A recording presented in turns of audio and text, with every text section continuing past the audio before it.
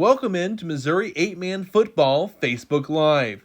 We want to thank you guys for all your support, and make sure you go follow us on Facebook, Instagram, and Twitter at Mo8Man Football. There you can find all the information you can need from schedules, standings, stats, and history pertaining to Missouri 8-Man football dating back to 1988. Now we head live for our 8-Man Game of the Week on Missouri 8-Man Football Facebook Live with Devin Albertson. And welcome in, Devin Albertson here with Missouri 8-Man Football, and we are live from Drexel, Missouri for the 8-Man Game of the Week. Drexel Bobcats hosting the Osceola Indians. You see Drexel here in the all-black, Osceola with the gold helmets and all-white jerseys and pants there. We are excited for this football game here for you guys tonight. Osceola comes in at 4-3, Drexel at 5-2. Big district possibilities here for district number 2 in this one. Drexel right now the 3 seed, Osceola the 4. The winner of this game will be the 3 seed in districts in a couple of weeks. As you're getting ready for the coin toss, take a timeout and look at our sponsors. We appreciate to make sure I can go to these games and get you guys the best coverage possible here from Missouri 8-Man Football Facebook Live. This Missouri 8-Man Football Facebook Live broadcast is sponsored by Brink Sportswear, providing high-quality, sublimated sports uniforms and apparel at a fraction of the price. Contact Coach Logan Foster today at Brink Sportswear on Twitter or Facebook and discover the Brink difference. This Missouri 8-Man Football Facebook Live broadcast is brought to you by St. Joe Bucks Football. Do you want to continue your football career after high school? St. Joe Bucks Football is an opportunity to give athletes a second chance after high school football. We thrive to better ourselves as athletes and to better our communities. If you are 18 plus and want to continue playing the sport you love after high school, contact St. Joe Bucks on Facebook or st.joebucks@gmail.com. The 2023 Midwest Region Football Championship team included players from Albany, Slater, Southold, and Stewartsville Osborne. This Missouri 8-Man Football broadcast is brought to you by Finney Construction in Skidmore, Missouri. Finney Construction is your go-to place to buy, service, and install wood, propane, or natural gas boilers, as well as on-demand water heaters and radiant heating supplies. Give Matt Finney a call today at 816-383-1385 or visit their website at sunriseheatingboilers.com. This Missouri 8-Man Football Facebook Live broadcast is brought to you by the Gatlinburg Black Bear Brawl. It's going to take place August 9th through 11th in 2024. They're looking for candidates in Missouri for this meet-in-the-middle concept to play a prestigious 8-man program from either Alabama, Tennessee, North Carolina, or South Carolina. Teams are looking for unique out-of-state matchups between well-regarded programs with a strong finish in 2023 and a good outlook for 2024. If a program is selected, they would not pay any fees to participate.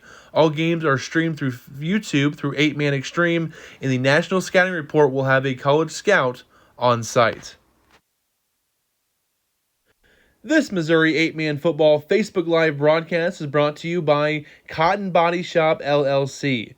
Complete collision repair and restoration at 204 West Georgia Street in Oregon, Missouri. The Cotton Body Shop has served the Oregon community since 1961. Everything from diamond paints, aluminum body repair, unibody and frame repair, and pro spot welding. Call Troy Cotton today at 660-446-2008 or check them out online at cottonbodyshopllc.com. This Missouri 8-Man Football Facebook Live broadcast is brought to you by T&S Butcher Shop at 21257 Monroe Road, 285 in Paris, Missouri. It's the place to go for your meat needs, from deer to hogs to sheep to cows. If you need a butcher in Northeast Missouri, give T&S Butcher Shop a call at 660-327-3244. This Missouri 8-Man Football Live broadcast is sponsored by Eye Candy Graphic Arts. If you need a graphic designer in the St. Joseph area, give Eye Candy Graphic Arts a call at 816-279-0056 or stop by their offices at 1301 South 58th Street in St. Joseph. They can design you a customized logo today.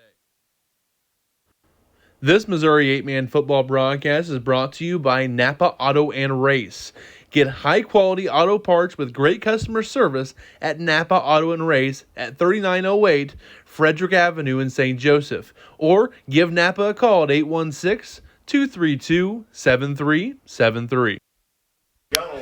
And we are back here in Drexel, about to start Week 8, our first of our doubleheader this weekend. We'll be here in Drexel tonight. Tomorrow we will be in St. Joe for Greenfield going to Bishop of Blonde. That's a Saturday 1 p.m. start tomorrow from St. Joseph. So we'll have that one tomorrow for you guys. Here, Drexel has won the toss, elected to kick off. Here to start this Week 8 action in Southern Missouri. WeMo action, District number 2, huge game. A little onside kick attempt. Ball still loose. He's going to get back a little bit and recovered right near the 20-yard line by Garver. The Indians at about the 20-yard line. So 1st and 10 coming up here for the Indians.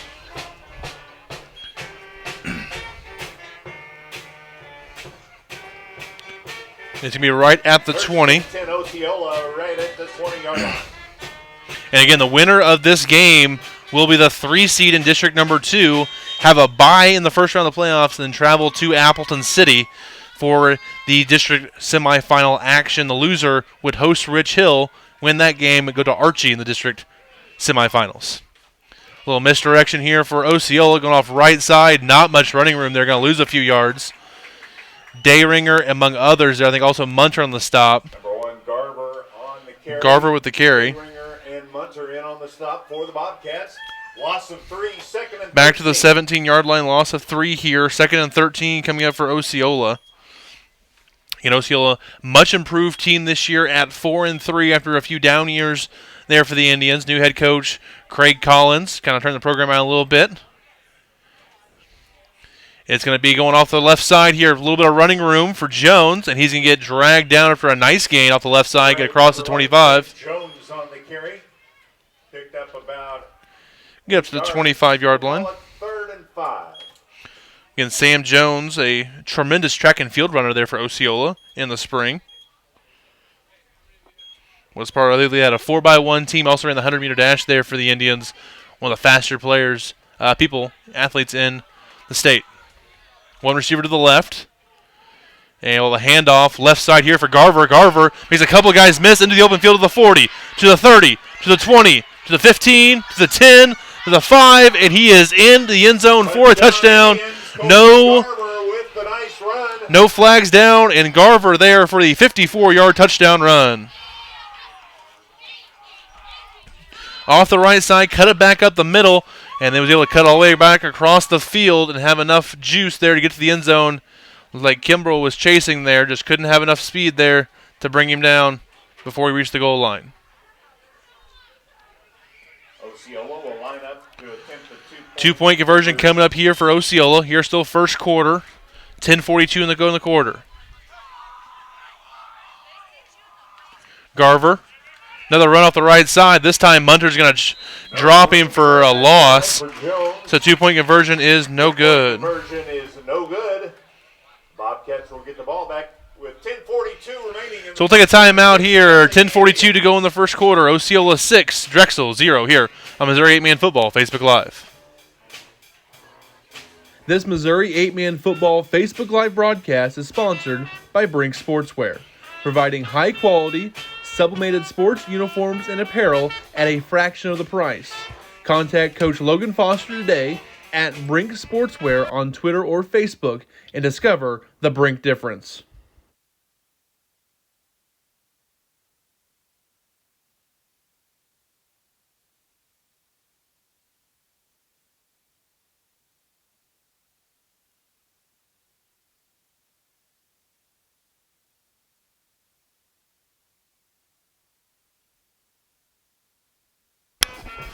Osceola to kick off here for Missouri 8-Man football. 10:42 to go in the first quarter after a 54-yard touchdown run by Colton Garver for Osceola. The Indians are up 6-0 on Drexel. Ethan Dayringer back to receive for the Cats. Dayringer back deep for Drexel. And it's a nice kick and a bounce inside the 10-yard line. Here comes Dayringer, right side, get cut back up the middle. Still going here for Dayringer in the open field. To the 40, to the 30, 25, 20, 15, 10, 5. Touchdown, Drexel. I'm going to go with a 75-yard touchdown return by Dayringer. 75 yards there, took it inside the 10-yard line, and he was gone. 10 yards on that return for the Cats.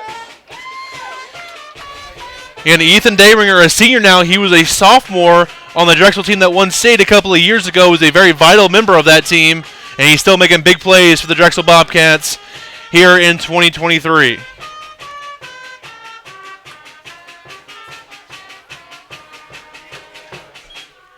First look at the Drexel offense here.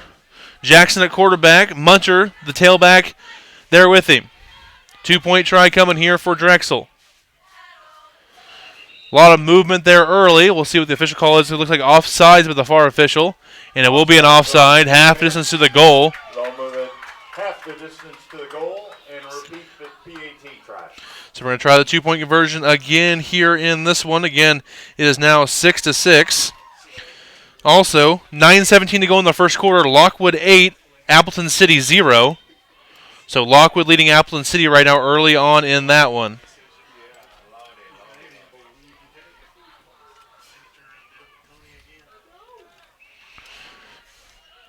Jackson the shotgun, Munter behind him.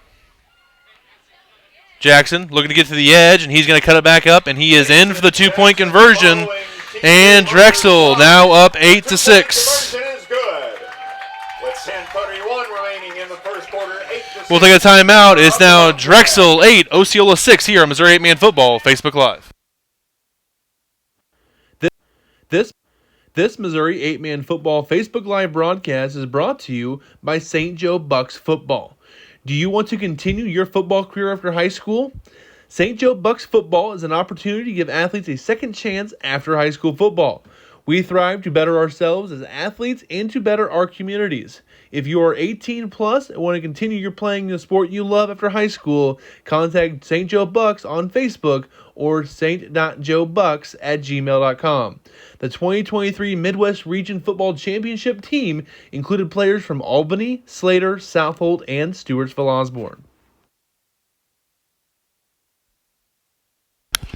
And we are back here. Garver back deep for Osceola.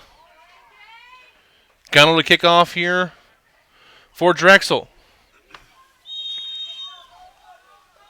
And North Shelby now up 6-0 on Oric early in that one. Onside kick attempt here by Drexel.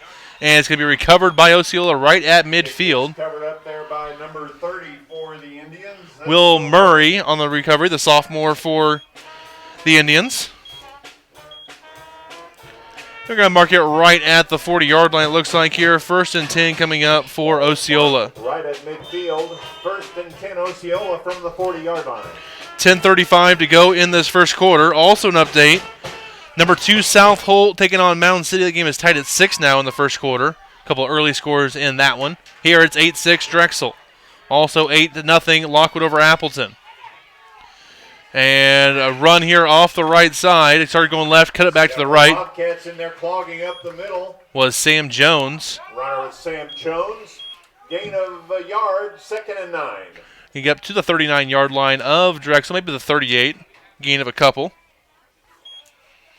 So 2nd and a long 8 coming up here for the visitors of Osceola.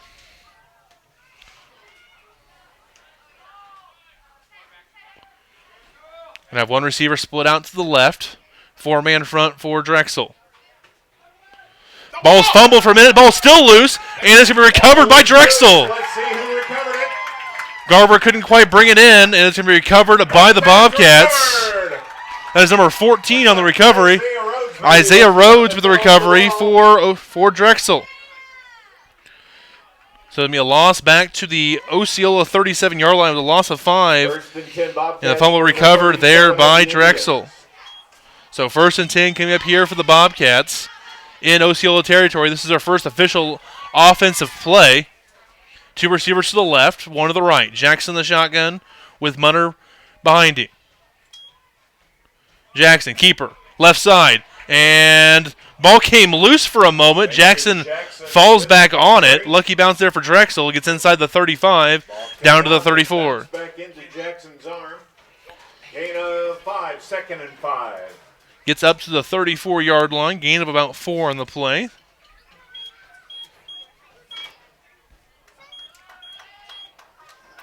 Update, 8.5 to go in the first quarter. College Heights 16, Jasper 0.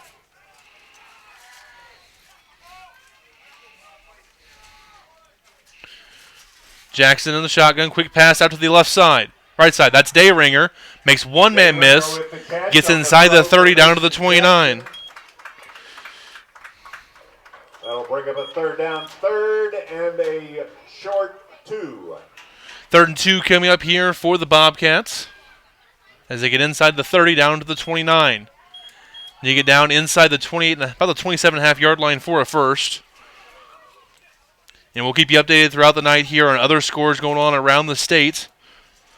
And again, Lockwood leading Appleton 8-0 and College Heights up on Jasper 16-0 down here in the south. Here it's 8-6. Here, left side Jackson. Jackson is going to get spun down. Should have enough for a first down, though. 21 and 22 for the Indians. Devin Bloom and Skylar Wohlers. Yeah, Devin Bloom and Skylar Wohlers in the stop for Osceola. They get ball inside the 27, down to about the 26.5-yard line. Nice run there by Jackson. We'll call it the 27. That'll be enough for a first down. Also an update, up north, the Atchison County Super Bowl between Rockport and East Atchison. East Atchison up 8-0 on a 65-yard scoop and score on defense. And EA, not the most explosive team on offense, but they get a touchdown from their defense here tonight by Trent Kingery. Here goes right side and nowhere going that time. Nichols with the carry that time for Drexel. About 5 on that one. You got to lose all the way back to the 32-yard line. 2nd and 15 come up here for Drexel. Jasper scores against College Heights. Now 16-6 College Heights over Jasper.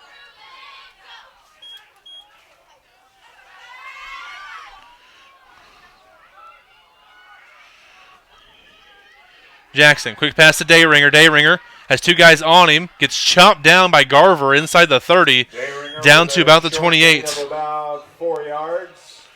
They like to get the ball to Dinger out in space and see what he can do. We saw him on that kickoff return. And about 11. Take it all the way back to the house for a 75-yard touchdown. Coach Dean loves to get his playmakers the ball out in space and see what they can do in the open field.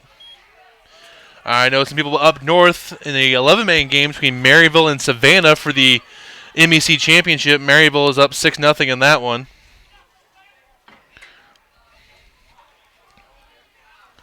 Here, quarterback keeper here for Jackson. He's going to get stuffed. Bloom, the first man there, along with Sam Jones. In the middle by number 20. I don't think they gain any yards there. Maybe a yard on the play. Garver there.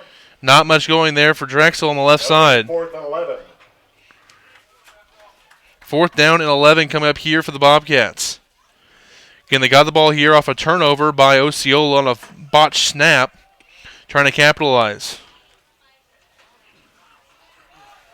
Update early in the first quarter, Worth County 14, King City 0.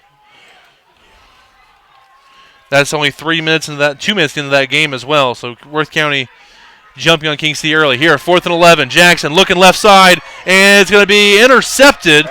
Drops. Probably the good thing there for Osceola, as Brewer can't hold on to it. It's better field position this way for Osceola after the dropped interception. Turnover on downs, Indians football. 1st and 10 Osceola, ball at the 27-yard line. And Appleton City scores against Lockwood to tie it up 8-8. They ran a double reverse pass and score on it there. You can see the highlight there at Crane_Anthony on Twitter. We just shared the highlight there on the Twitter feed as Appleton City and Lockwood tied up at 8. Again, this Drexel team beat Lockwood early this year but lost to Appleton City, so I think there are 3 teams in the south that are all right there below Archie. Here, run left side. Ball came out again. But the ball comes out once again. And again recovered by Drexel. Looks like Isaiah Rhodes again with another fumble recovery. Isaiah Rhodes was there. The right spot at the right time. Ball up to the 32-yard line. So at a fumble recovered again by Isaiah Rhodes. And that is Drexel football again on another fumble by Osceola.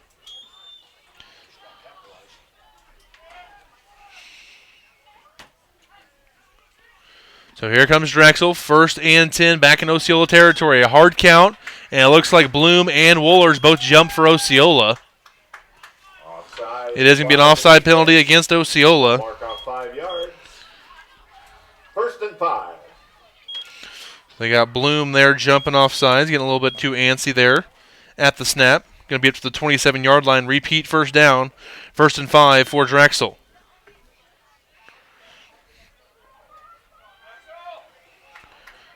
So 1st and 5 here for the Bobcats.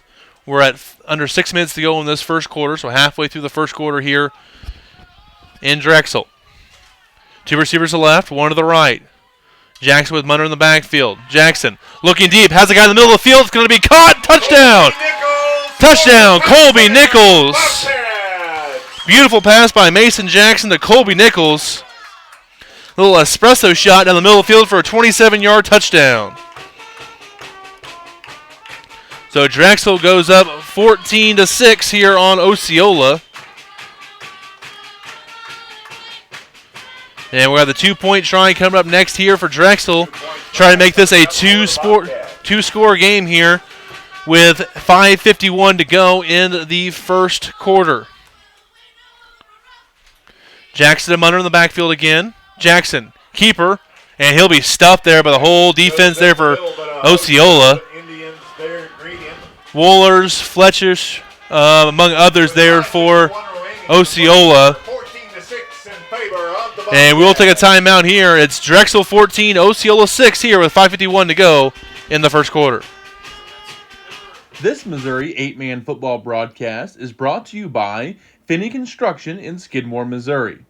Finney Construction is your go-to place to buy, service, and install wood, propane, or natural gas boilers, as well as on-demand water heaters and radiant heating supplies.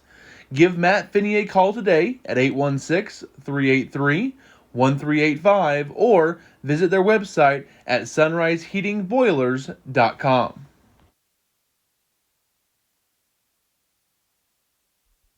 As we're back here, a couple updates from around the state while we were on a break there. South Holt leads Mountain City 13-6, and East Atchison and Rockport tied up at 8 in that one. So a couple of interesting scores up north. Again, South Holt right now the number 2 team in the state, getting 3 of the 7 first place votes. Archie receiving the other 4. Archie tonight is hosting Sweet Springs. Another onside kick attempt here, and it's going to be recovered by Osceola inside their own 35. Covered up there by number 3 for the Indians. That's Caden Brewer. Brewer on the recovery that time for Osceola. It'll be 1st and 10. They're going to mark it right at the 35. 1st and 10 Osceola, ball on their 35-yard line. So 1st and 10 coming here for the Indians. Last 2 drives have been stopped due to a fumble. Also an update in Lockwood. Lockwood now leads Appleton 16-8. Handoff. Right side here. Into the open field on the right sideline. It's Jones. Jones trying to cut it back up to the 20, to 10, the 5. Touchdown Osceola. With the touchdown for the Indians. No flags down, and Sam Jones gone up the sideline To get into the end zone. for a 45-yard touchdown run. And that makes it 14-12. Drexel over Osceola. Osceola can tie it up here with a 2-point conversion. Here's still first quarter. 5:40 to go in the quarter. Quick one-play drive here for Osceola. Both their touchdowns have come out quick drives. And it's going to be left side here. Ball came out again. 2-point conversion is no good. Snyder on the carry. That's Bill Snyder with the carry for Osceola. 2-point try is no good. Drexel still leads 14-12 with 5:40 to go in the first quarter. Here on Missouri 8-Man Football, Facebook Live. This Missouri 8-Man Football Facebook Live broadcast is brought to you by T&S Butcher Shop at 21257 Monroe Road, 285 in Paris, Missouri. It's the place to go for your meat needs, from deer to hogs to sheep to cows. If you need a butcher in Northeast Missouri, give T&S Butcher Shop a call at 660-327-3244.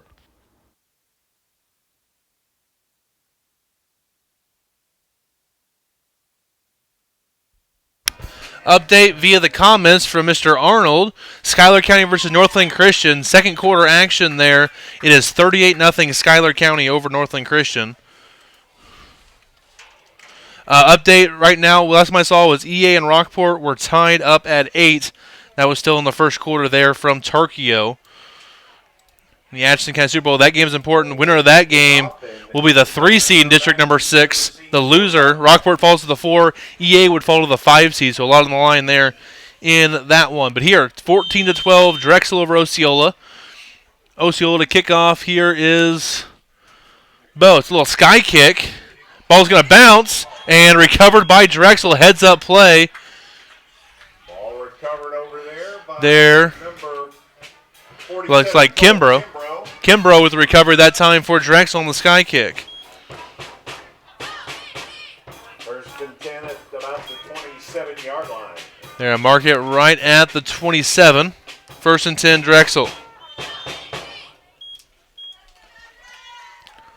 So Drexel ball. Please share this broadcast. Get to everybody out there on Facebook and Twitter. Gives me people watching this game as possible. Shotgun here for Jackson. Jackson, keeper. Left side, gets hit, and he's going to fall forward across the 30. Bloom on the stop for Osceola. Ball up to about the 23-yard line. 33-yard line.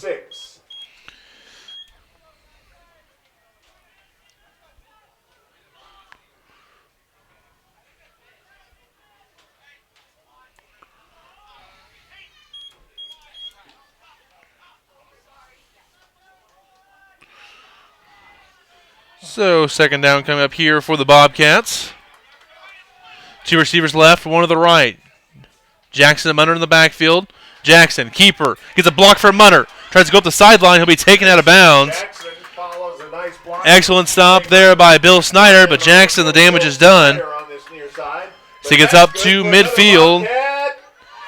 Gain of 8 on the play, needed 5. That's a first down for Drexel.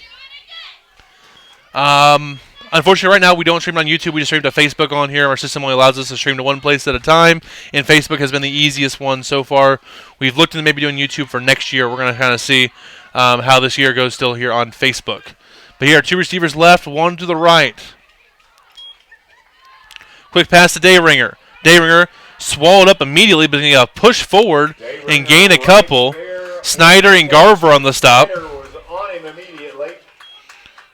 Able to sneak under the tackle for about 3 yards. Second and 7. Get up to the 37-yard line of Osceola. Ethan Dayringer this year, a couple weeks ago, the Archie Whirlwinds #1 team in the state right now, only allowing 4 points per game as a team through 7 weeks. They've only allowed 1 touchdown as a varsity defense this year with their starters in, and that was to Drexel a couple weeks ago. Dayringer scored in the first quarter on a touchdown reception from Jackson. 2 receivers left, 1 to the right. Jackson. Keeper off the right side. He'll be stood up immediately. Excellent play there. Look at that. Sam Jones on the stop for Osceola.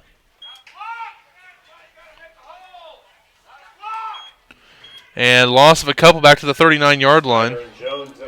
Third down and 9 coming up. Loss of 2. Let's call it 3rd and 9.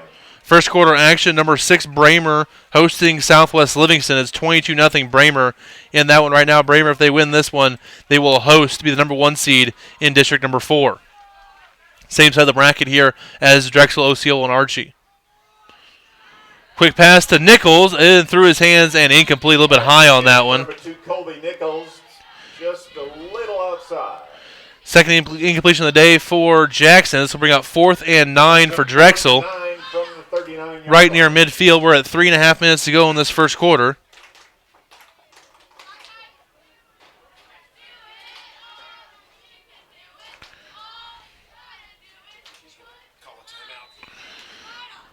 Timeout Bobcats with 3:31 remaining in the first quarter. Well, a timeout by Drexel. Also another update from Lockwood, Appleton City. Lockwood 24, Appleton City 8. A minute to go in the first quarter there in that. We'll take a timeout with them here on Missouri 8-Man Football Facebook Live. This Missouri 8-Man Football live broadcast is sponsored by Eye Candy Graphic Arts. If you need a graphic designer in the St. Joseph area, give Eye Candy Graphic Arts a call at 816-279-0056 or stop by their offices at 1301 South 58th Street in St. Joseph. They can design you a customized logo today.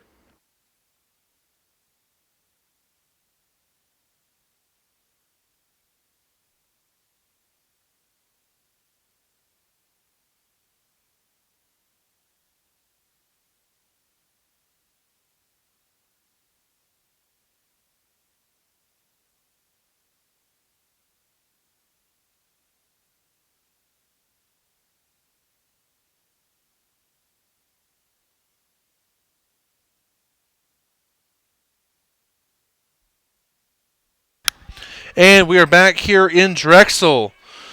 Again, here it's 14-12, Drexel over Osceola. We got a 4th and 9 coming up here for the Bobcats. A little bit farther south in Lockwood, they were up 24-8 over number 8 ranked Appleton City. Jackson in the shotgun. Jackson under a little bit of pressure, rolling to his right. Looks downfield, has Kimbrough, and incomplete. Good coverage there by Bill Snyder. And that'll be an incomplete pass.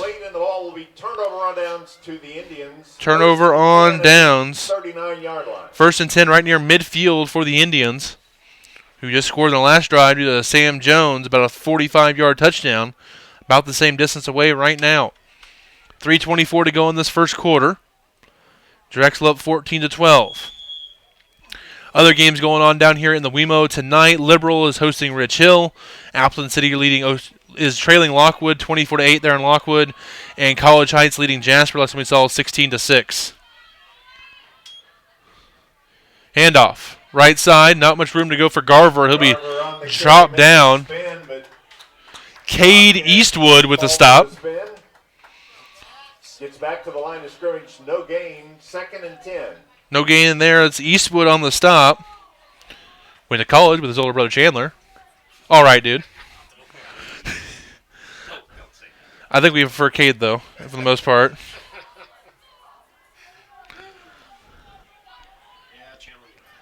little bit of motion here for Osceola. Got 2 receivers to the right, 1 to the left. Going to bring Jones in motion. And it's going to hand off to Jones. Jones trying to go left side, trying to bounce to the outside. He's going to get across midfield and get near the 35. Maybe just crosses the 35. Number 11, Mason Woods. Looks like T.J. Munter and Isaiah Rhodes were there as well. Munter, Rhodes, and Woods in the stop there for Drexel. Get up to the Drexel 34-yard line. Gain of 6 in the play. Update in Joplin. College Heights up 30-6 over Jasper into the first quarter in that one. Here we got 2:12 to go in the first quarter. 2 receivers right, 1 to the left. Snyder in the shotgun, going to bring a man in motion. And it's going to be fake. Snyder keeps it, goes up the middle, and he'll be taken down. Looks like Dayringer, one of the first guys there, along with Woods. Snyder with the keeper. For Drexel. Munter couldn't quite grab him. Down to the 16-yard line. Noah Belt in on the stop along with T.J. Munter and Mason Woods.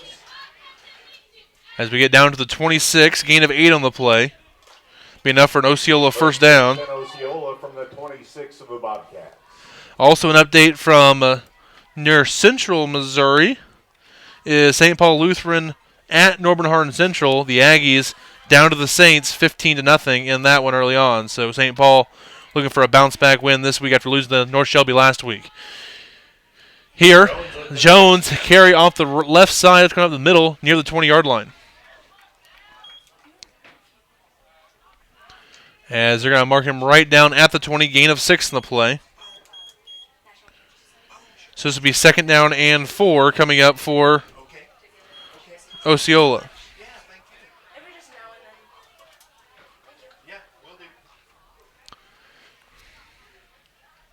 So 2nd and 4 in the red zone now for Osceola. A lot of misdirection with the offense. And it's going to be a handoff to Jones. Going left side, breaking a couple of tackles, and finally getting knocked out of bounds. Dayringer and Rhodes there on the stop. See what they officially mark this. It'll be probably a yard short. Just about a yard short. Up to about the 17. Third and short. Third and a yard coming up here for Osceola. That is the end of the first quarter between Lockwood and Appleton City. Lockwood leading 24-8. Here, Osceola. Handoff. Right side to Jones. Jones going to have enough for a first down and taken down by Eastwood down near the 10-yard line. Brought down by Kate Eastwood. So a Sam Jones-led drive here. It's a gain of 7 on 3rd and 1. 1st and 10 for Osceola.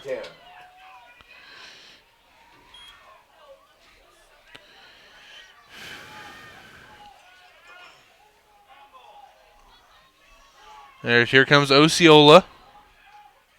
Snyder, keeper, left side. He's going to get wrapped up and thrown to the ground. T.J. Munter. Isaiah Rhodes setting the edge as well. Gain of a yard on the play, up to the 9. Again, this is a goal-to-go situation for Osceola. That's the end of the first quarter. End of the first quarter. Drexel leads 14-12. Take a timeout. We come back. We'll have second quarter action come up next here on Missouri 8-Man Football Facebook Live. This Missouri 8-Man Football broadcast is brought to you by Napa Auto and Race. Get high-quality auto parts with great customer service at Napa Auto and Race at 3908 Frederick Avenue in St. Joseph. Or give Napa a call at 816-232-7373.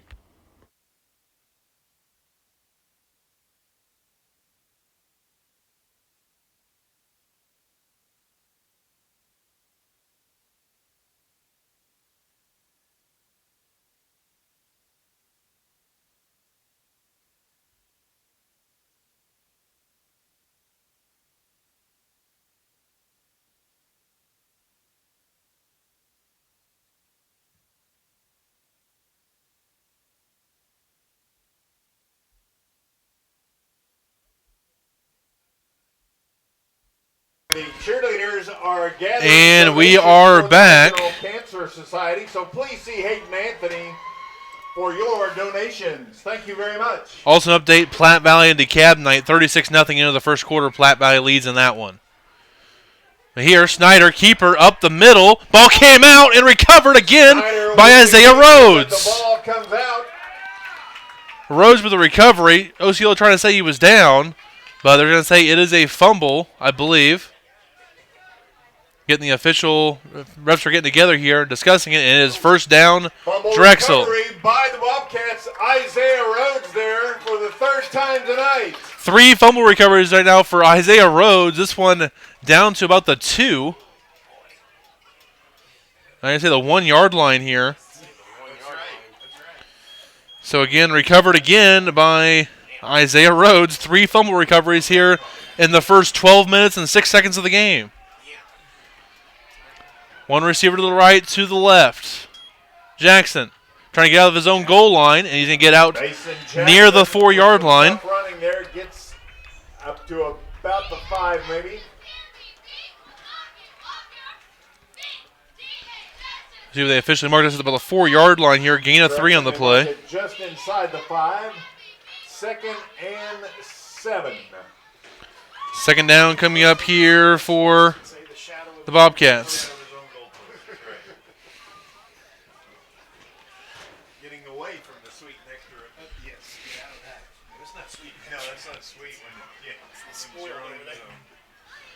Drexel, one receiver to the right. Jackson, keeper, runs into Woolers, and he'll be dropped for a gain of maybe Jackson 2. On McCary, stopped by number 22, Woolers. So a couple yards here, maybe. We'll see they got at least the 5-yard line. And they're going to say a gain of just 1 to just crossing the 5-yard line. 3rd down and 6 coming up here for Drexel. We have not had a punt yet in this game. We've had a couple of turnovers. We've had 3 fumbles by Osceola, all recovered by Isaiah Rhodes, and a turnover on down there by Drexel a couple of times. And then also an update between North Shelby and Orick. About 10 minutes ago in the first half. North Shelby up 20-0 on the Bearcats. 3-man front for Osceola. Jackson back to pass. Looking right sideline and incomplete. Looking for Dayringer. Dayringer on the go pattern. So incomplete can be a quick 3-and-out here for the Bobcats. That'll make it 4th down for the Bobcats. So 4th and 6 coming up here for Drexel.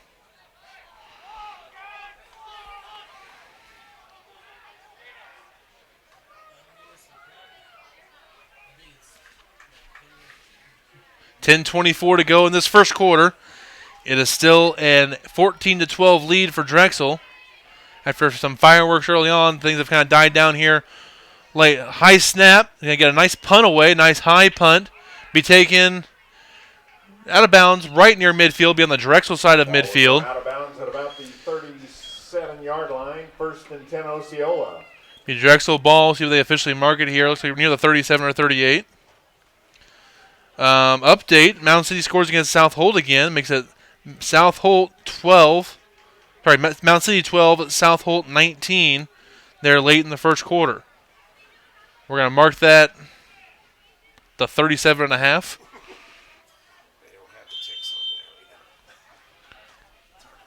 First and 10 here for Drexel. I don't know if you guys can tell there, but they do have the stencil outline of the Bobcat there at midfield. Looks real nice. Ball right near midfield. 2 receivers to the right, 1 to the left. Going to bring Bloom in motion. Fake the hand off to Bloom. Snyder keeps it himself. Bounces to the outside to the 35. Cuts it across the field again. And he's going to be inside the 20 and finally taken down.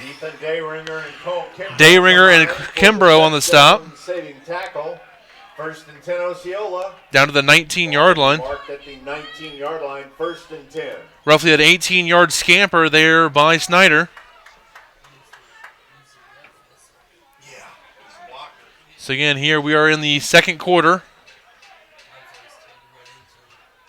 Let me update the quarter here for you guys.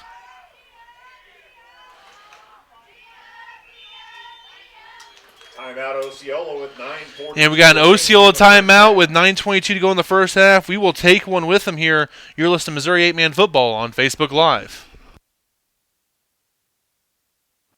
This Missouri 8-Man Football Facebook Live broadcast is brought to you by St. Joe Bucks Football. Do you want to continue your football career after high school? St. Joe Bucks Football is an opportunity to give athletes a second chance after high school football. We strive to better ourselves as athletes and to better our communities. If you are 18 plus and want to continue your playing the sport you love after high school, contact St. Joe Bucks on Facebook or st.joebucks@gmail.com. The 2023 Midwest Region Football Championship team included players from Albany, Slater, Southold, and Stewartsville. As we are back, Osceola in the red zone here after the timeout. Also an update after the first quarter, Worth County 36, King City 0. Here comes Snyder. Missed tackle, and he'd be brought down. Eastwood can't bring him down, but Munter and Dayringer on the stop there. Gain of 3 there for Snyder. Gain of 3, 2nd and 7. 2nd and 7 coming up here for the Indians. And again, number 3 Worth County at home versus King City on senior night, 36-0 after the first quarter. 2nd and 7 here. And Garver up the middle. And he'll be brought down inside the 5-yard line. Nichols on the stop with Rhodes. Inside the 5 by Colby Nichols and Isaiah Rhodes. Down to the 3. But that's good for a first down for Osceola. 1st and goal from about the 3-yard line. 13-yard run there for Osceola. And Osceola knocking on the door here again. They fumbled once in the red zone before. Here they're going I formation for the first time tonight with Garver as the tailback. And Garver gets the handoff, and he's going to get hit immediately. And Eastwood trying to bring him down, and finally does. Munter helping pick up the damage here. A shoe comes off. Kate Eastwood. Lost his shoe, Jesus. Yep, so Garver lost his shoe. No gain on the play. Still at the 3-yard line. 2nd and goal from the 3. Into the first quarter between South Holt and Mound City. Going to the second with South Holt leading at 19-12. A little Holt County rivalry there between Southold and Mound City. Under I formation here again. Snyder the under quarterback.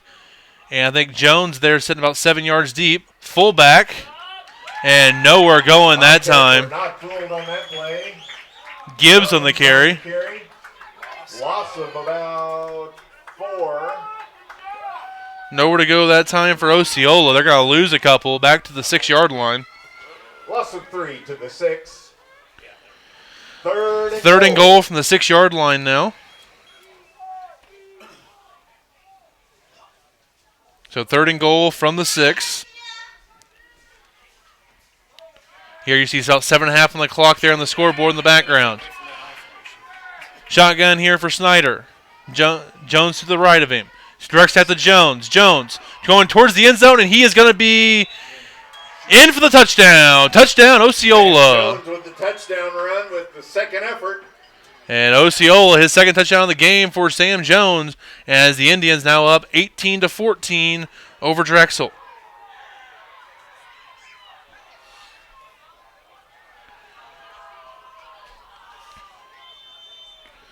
And Jones this year is 4th in the state in rushing yards, just crossed 1,000 yards in this game. Worth County now up 42-0 on King City. Here comes Snyder, counter off the left side, and he is in for the 2-point conversion. Full touchdown lead now for Osceola. 20-14, Osceola over Drexel here on Missouri 8-Man Football Facebook Live. This Missouri 8-Man Football broadcast is brought to you by Finney Construction in Skidmore, Missouri. Finney Construction is your go-to place to buy, service, and install wood, propane, or natural gas boilers, as well as on-demand water heaters and radiant heating supplies. Give Matt Finney a call today at 816-383-1385 or visit their website at sunriseheatingboilers.com.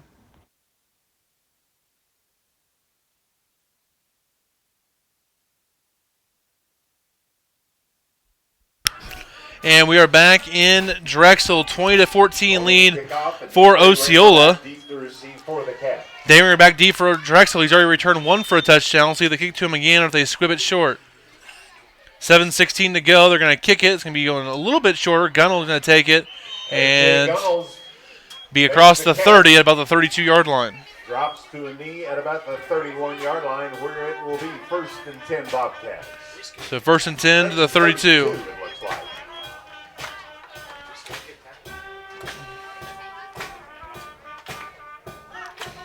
So 1st and 10 here for Drexel, down 6 to Osceola. Another update from Shelbyville. North Shelby now up 28-6 on Oric. About 6 minutes to go in the first half in that one. Here, Drexel in the shotgun. A little hard count, and Bloom jumps off sides again here for Osceola. Free 5 yards here for the Bobcats. Defensive offsides. They'll mark off 5. That'll make it 1st and 5. So we'll try it again here after the penalty on Osceola.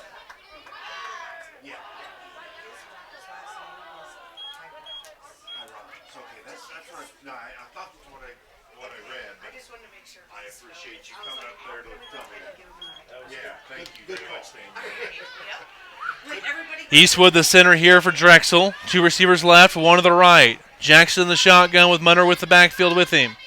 3-man front. Jackson gets the handoff, and he'll be hit immediately by Bill Snyder and brought down short of the 40. On the carry, hit quickly by Snyder. As he can get up to the 38-yard line. 2nd and 3. 2nd down coming up here for Drexel. Right near midfield. A little update here for a Southern Missouri 11-man score. Webb City and Neosho. It's 14-6 Webb City.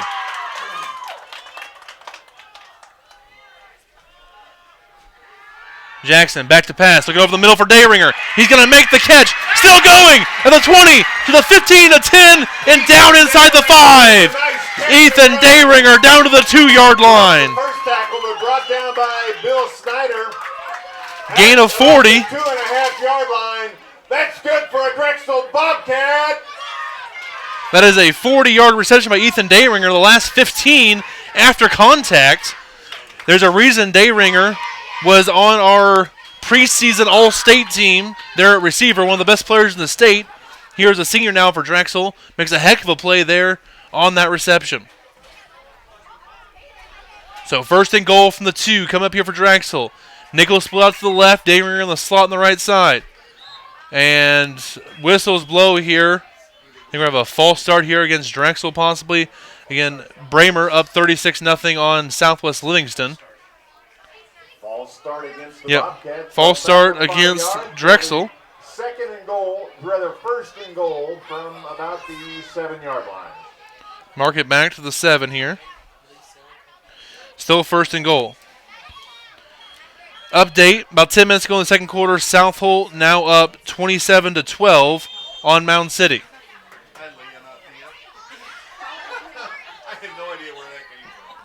Here it's 20-14, Osceola over Drexel. First and goal for Drexel from the 7. Jackson in the shotgun. Jackson, quarterback keeper, left side, follows Munter. Gets inside the 5, down to about the 3 or 4. Some good blocking by T.J. Munter on the far side. We'll see if they officially mark this down. And they're going to mark it down at about the 3. Gets to about the 3-yard line. Second and goal from the 3 now. Gain of 4 there for Drexel.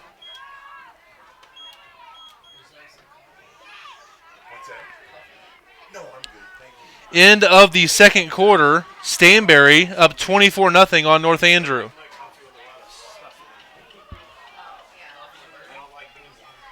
Second and goal here. Jackson looking in the end zone, got his man, Kimbrough, touchdown. Kimbrough, touchdown, Bobcat. And we are tied up at 20 in this one. 2-point try coming here for Drexel. Update. Archie hosting Sweet Springs. 7 minutes ago in the second quarter. Archie 42, Sweet Springs 0.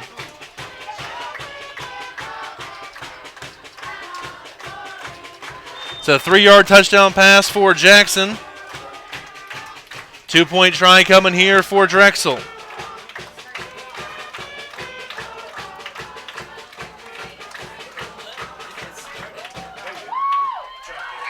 So here comes a 2-point try. Jackson in the shotgun. Low snap. Trying to go to the left side. Pitches the last minute to Munter. Munter is going to barrel his way into the end zone for the 2-point conversion. Drexel goes back on top. 22-20 here on Missouri 8-Man Football Facebook Live. Take a timeout. Be back with more football coming up next. 22-20 in favor of the hometown Bobcats.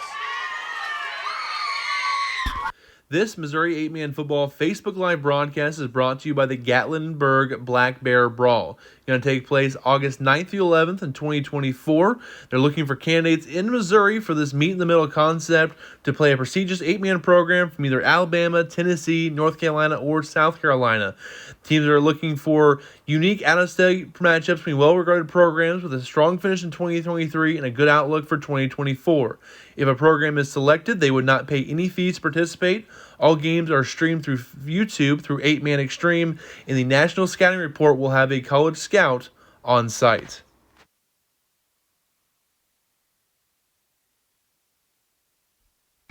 And we are back here, 22-20, Drexel over Osceola. Everybody else needs to get with the program. Let's go. Halftime, Schuyler County 38, Northland Christian 6. And again, Archie leading Sweet Springs 42-0 there about 7 minutes to go in the first half. Here, 5:21 to go in the first half. Drexel leading Osceola 22-20. And we'll have an encroachment penalty here against Drexel and have them re-kick. Offsides against the Bobcats on that kick.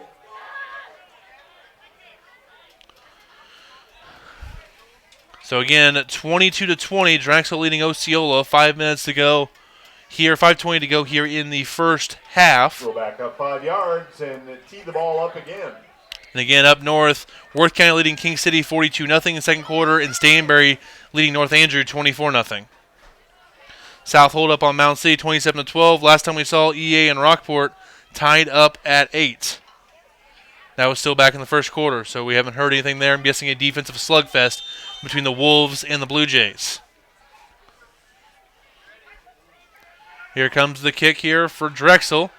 And it's going to be a low score. It's going to come back inbounds and stay in bounds. Nice little English on that kick. Stayed in bounds. Isaiah Rhodes there to cover up number 7, Homie.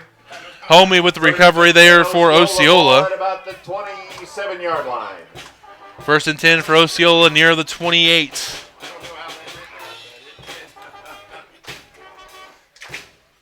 That ball she bounces funny. 22-20 lead here for Drexel over Osceola.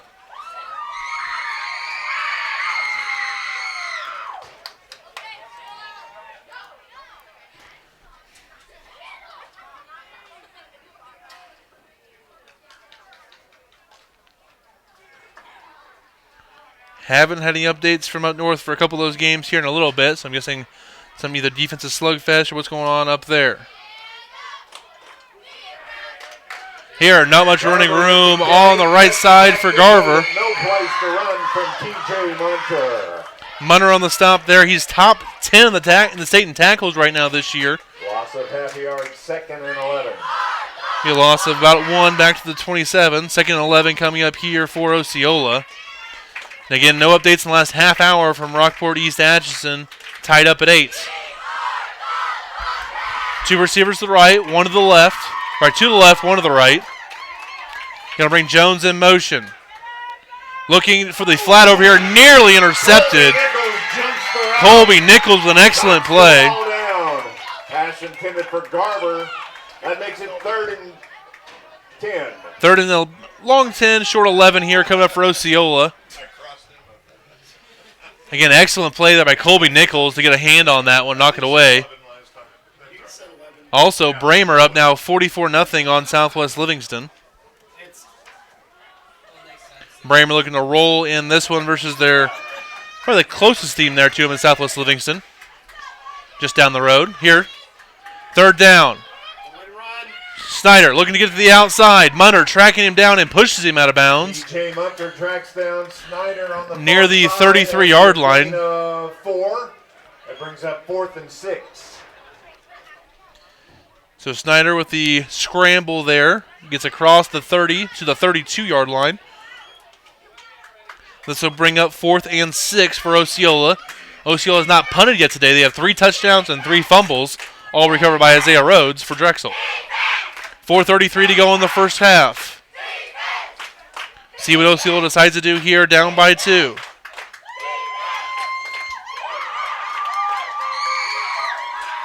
Halftime in Tarkio tied up at 8. Here, back to pass. It's Garver looking downfield. It's going to be caught by Bloom. Breaks a tackle to the 10, to the 5. Touchdown Osceola. Devin Bloom with a catch and run, breaks a tackle, and he is gone for the 58-yard touchdown. 48-yard touchdown. Sorry, 48-yard touchdown for Osceola. And the Indians go back on top, 26-22. Yeah, 26-22, Osceola leads now, trying to go for 2. Currently 1 for 3 on 2-point conversions. Jones, keeper off the right side, and he's hit by Rhodes and gets dragged into the end zone for the 2-point conversion. Jones fights for the extra yardage. Osceola now 2 for 4 on 2-point conversions, and Osceola goes up a full 6 points again, 28-22 with 4:23 to go in the first half here on Missouri 8-Man Football Facebook Live. This Missouri 8-Man Football live broadcast is sponsored by Eye Candy Graphic Arts. If you need a graphic designer in the St. Joseph area, give Eye Candy Graphic Arts a call at 816-279-0056 or stop by their offices at 1301 South 58th Street in St. Joseph. They can design you a customized logo today.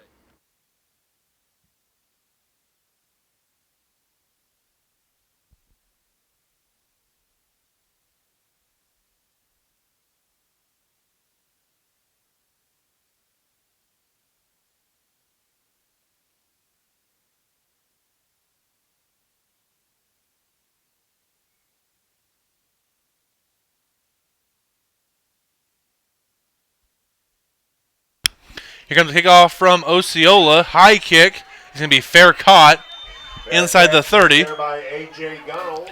Gunnels with the recovery. The 1st and 10 for Drexel at about the 29-yard line. Bobcats at the 29-yard line.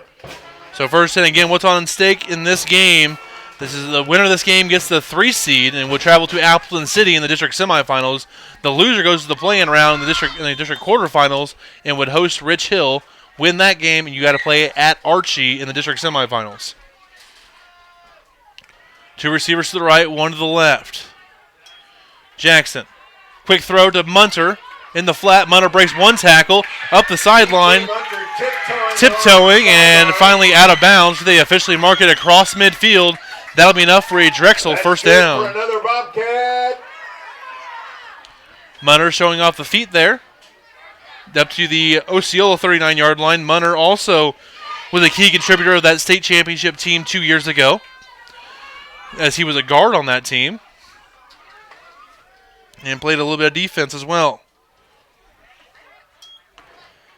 Quick pass by Jackson out to the left side to Nichols, and he'll be brought down for not much. Brought down after a short gain. Looks like Kyler Mace, number 2, and number 30 for the Indians, Will Murray, were there to cover him up. Gain of about a yard up to the 38. Also an update from Lockwood Appleton City at halftime. Lockwood 38, Appleton City 8.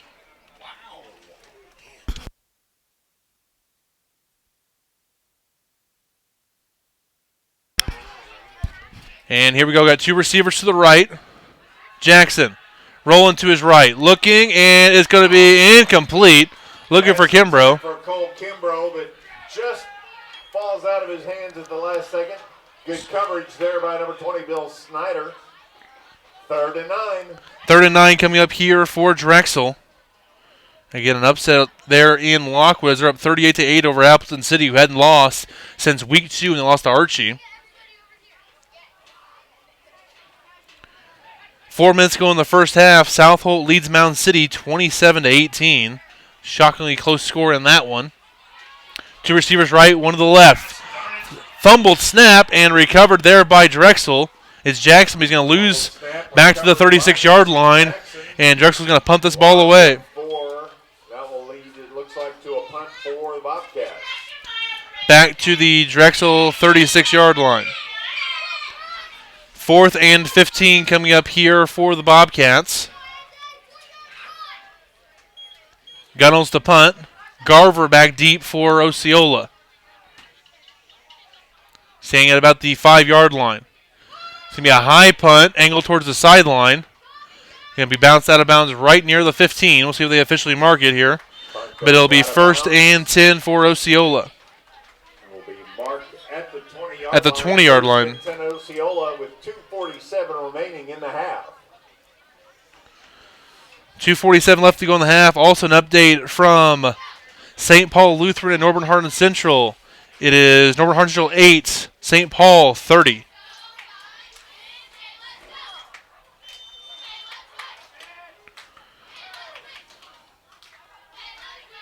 Osceola ball here. Ball comes out again, and we'll see who falls on it. Ball falls to the ground. Let's see who recovered it. It looks like a simultaneous recovery here. We're trying to figure out who actually has the ball. Officials are trying to break it up here. They're going to say Osceola football. Osceola recovered. Isaiah Rhodes almost had his 4th fumble recovery of the game. 2nd and 15. So Jones, we had the carry and recovery there. Loss of 5 on the play. Osceola escapes disaster there. And still 2.5 to go in this first half. Osceola up 28-22.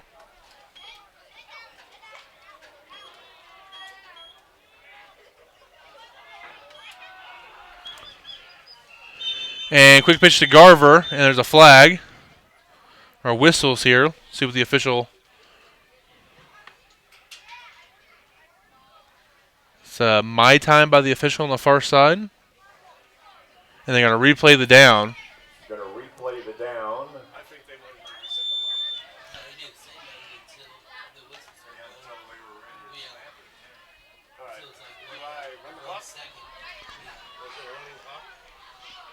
I formation here for Osceola. Little counter play off the right side, left side to Bloom, and he's going to go out of bounds. Nichols on the stop. The stick out of bounds there. Near the 23-yard line. Number 21, Devin Bloom on the carry. See where they officially mark this. About 9. Up to the 24, it looks like.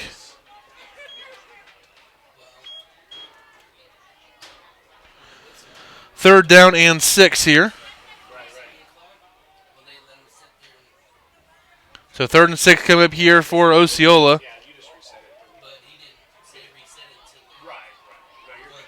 So 3rd down and 6, I formation for Osceola. And Snyder, back to pass, rolling out to his right, looking for a man, and incomplete. Munner in coverage. Complete for number 16. Looking for 15, Rylan Gibbs. 15, correction, Rylan Gibbs. Incompletion there for Osceola. Ball, it's incomplete. 4th and 6 now. 4th and 6, Gibbs, a freshman here for the Indians. One of the few young guys who contributes on the varsity squad. So a punt here, possibly from Osceola. Halftime in Shelbyville. North Shelby leading Oric 28-12. Here we're getting close to halftime. It's a 28-22 lead for Osceola. They're about to punt the ball away, though. Garver to punter. 2 minutes to go. Well, safe return here for Drexel. Taken by Dayringer near the 20. Dayringer trying to reverse field, and he'll be taken down. Sam Jones with the excellent open field tackle. Coverage for the Indians. Dayringer gets about 5 on the return.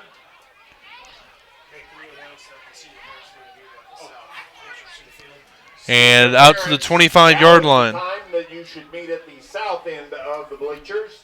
Senior parents, please get ready at the south 1st and end 10 for the 25 coming up here. Also, thank you to Kevin Noah in the comments. Bramer, number 6 team in the state, now up 50-6 over Southwest Cities. I'm guessing that game is getting close to halftime.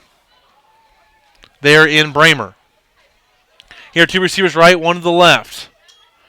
Jackson back to pass, under some pressure. Gets to Munter. Munter trying to get to the sideline, and he'll be taken down. They're going to say they're going to run the clock. Run down by number 22, Woolers. Woolers in the stop there. Maybe a loss of a yard. About a half a yard loss there for Drexel. With about a half a yard loss. 2nd and 11. Ball went out and stays in bounds. 1:25 to go. Dayringer trying to get up the sideline here, and he will. Dayringer makes it to the sideline to stop the clock. Gets up to about the 32, 33-yard line. Gains about 8 yards. 7 yards. 3rd and 3. And we're going to call it the 33 here.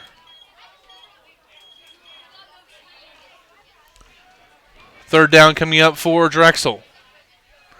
They get up to the 35 for a first.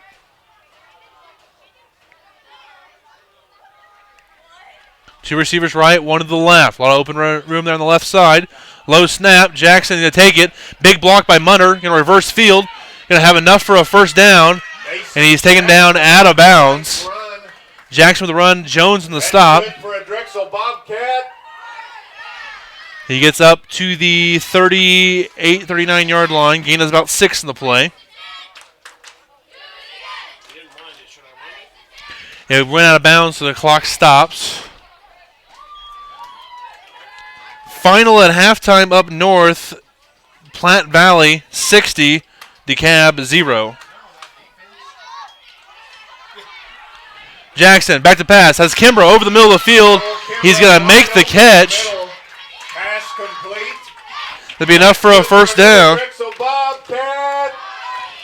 Clock stops momentarily to get the chains reset, and now they're going to reset and say go up to the 31 of Osceola. Here comes Drexel.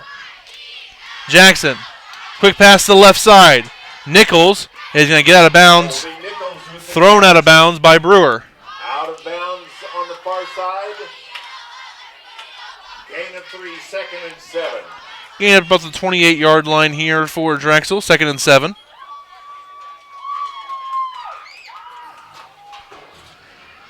Almost halftime in Oregon, or in Mound City, as South Holt now leads Mound City 34-18. Number 2 ranked Southold having all they can handle there. Yeah, thank you, Kevin. There we have Anthony down in Lockwood. It only is 38-8. Lockwood over Appleton at halftime. Here, almost halftime. Jackson, quick pass to Dayringer to the 25-20 and going to get out of bounds. That's good for a Drexel Bobcat. Another first down here near the 15-yard line. Down to 47 seconds to go in this first half.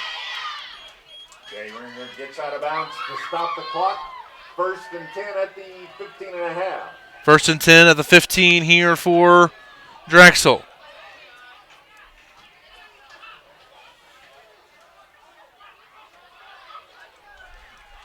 Jackson in the shotgun. Munner there with him. Jackson, keeper, up the middle, tries to get the outside. He can get to the 10, to the 5, and swung down near the 4-yard line. And we're at a timeout by Drexel near the 4-yard line. And they're going to mark it just inside the 5 at the 4. That'll be a first down, first and goal for Drexel. We'll take a timeout with them here on Missouri 8-Man Football, Facebook Live. This Missouri 8-Man Football broadcast is brought to you by Napa Auto and Race.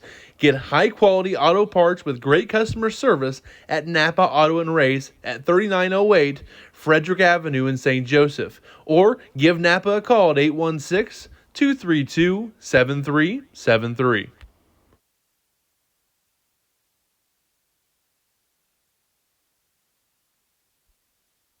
And we're back here in Drexel, just 39 seconds to go in the first half. Drexel down by 6 here at Osceola, but it's going to be first and goal for the Bobcats here after the timeout.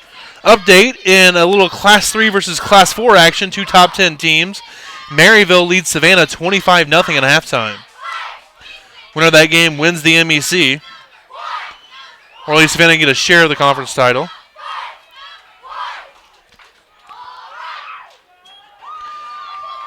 Also, about 30 minutes ago, we had an update. It was Liberal leading Rich Hill 20-6 after the first quarter. Here, first and goal for Drexel, inside the 5. And the stoppage is here. False start against the offense, and Drexel gets pushed back. They'll back up 5 yards. It'll be first and goal from about the 9. So first and goal. Also an update at halftime, College Heights 66, Jasper 20.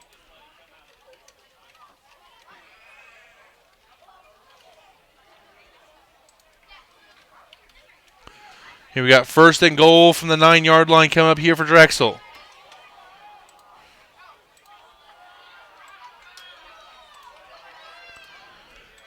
Pass to the end zone to Dayringer. Oh, just couldn't bring it in.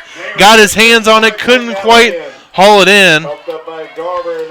Heck of an effort by the senior receiver there for Drexel. Just couldn't quite bring in the pass. Second and goal from the 9. Also another update. Bramer of 50-14 on Southwest Livingston. Also final at halftime. Worth County 62, King City 8. So Worth County and Platte Valley winning blowouts tonight versus conference foes. And keep the status quo there in district number 7. 2 receivers to each side. Looks like Osceola might be bringing a blitz. Jackson trying to get to the outside. Looking to the end zone for Dayringer and incomplete. Just over his hands. Drexel wanting a flag for pass interference. Not going to get it here. Incomplete pass. Incomplete pass intended for Dayringer. 25 seconds to go in the 25 seconds remaining. first half. Still a timeout left for Drexel, so if they wanted to, still run the ball here from the 9.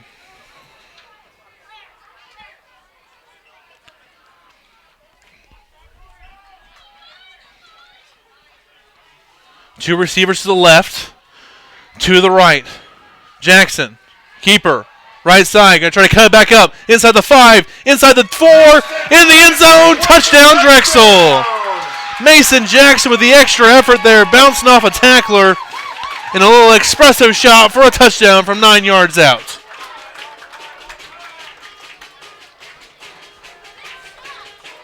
"19 seconds to go in the first half, and Drexel ties it up here at 28-28.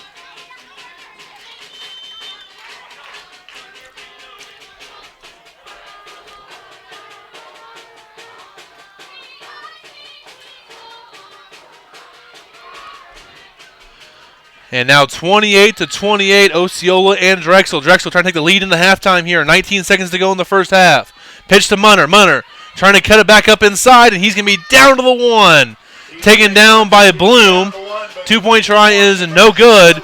We'll take a timeout here with 19 seconds left in the first half. Tied up at 28 here on Missouri 8-Man Football Facebook Live. This Missouri 8-Man Football Facebook Live broadcast is brought to you by the Gatlinburg All-American Bowl and Rising Stars game. The All-American Bowl is for high school seniors, while the Rising Star game is for the underclassmen. Takes place December 15th through the 17th in Gatlinburg, Tennessee. Nominations are preferred to become from coaches and scouts and take place between October 2nd and November 13th. All games are streamed for free on YouTube through 8-Man Extreme, and the National Scouting Report will have a scout on site.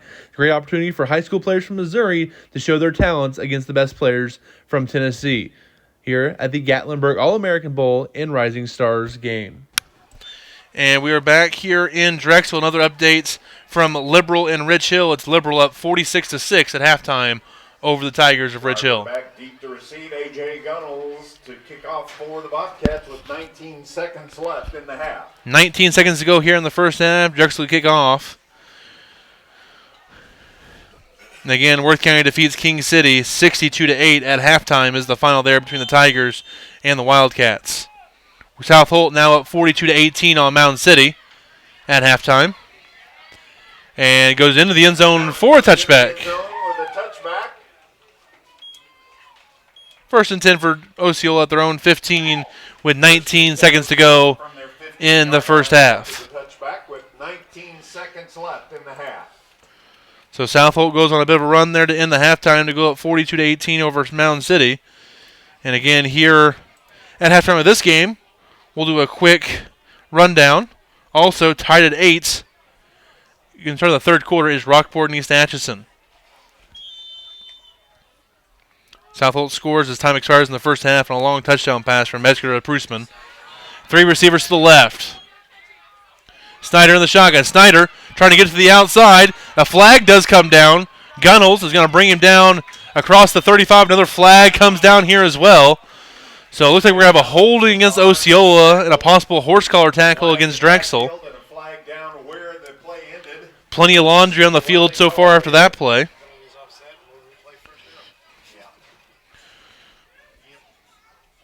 Again, Rockport gets the ball first there against East Atchison in that one. In the third quarter, tied at 8. Holding against Osceola. Face mask against Drexel. Penalties will offset. And all that happens there is we just ran 8 seconds off the clock. So good news for Drexel's defense there. You still run 8 seconds off the clock. So time for a play, maybe 2. Osceola does have 2 timeouts here to work with.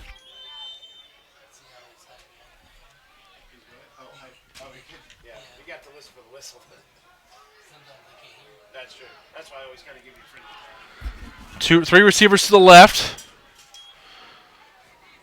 Snyder looking backside for Bloom. It's going to be up and incomplete at near the 35-yard line. Led him too far to the inside, and it's going to be an incomplete pass. Dayringer and Nichols there with the coverage. 5 seconds remaining in the half. Should be the last play of the first half, depending on a defensive penalty or not, but we are getting ready for here.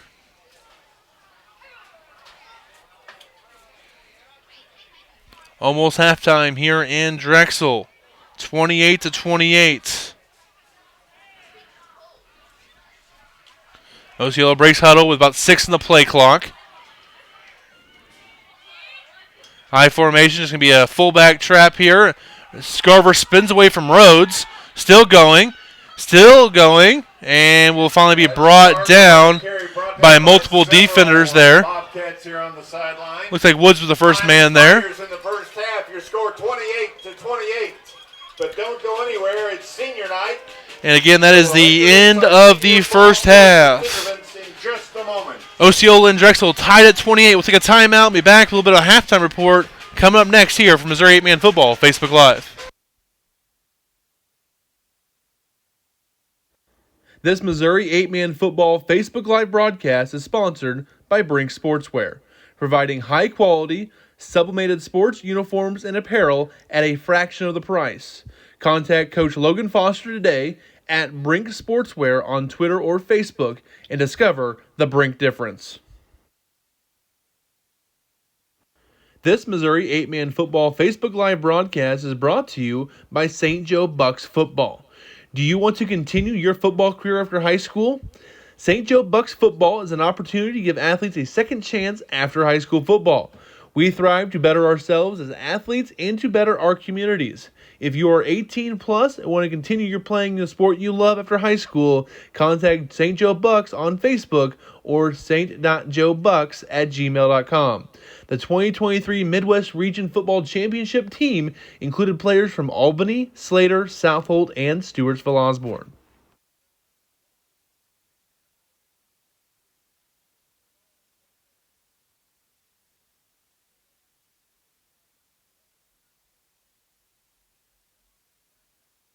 This Missouri 8-Man football broadcast is brought to you by Finney Construction in Skidmore, Missouri.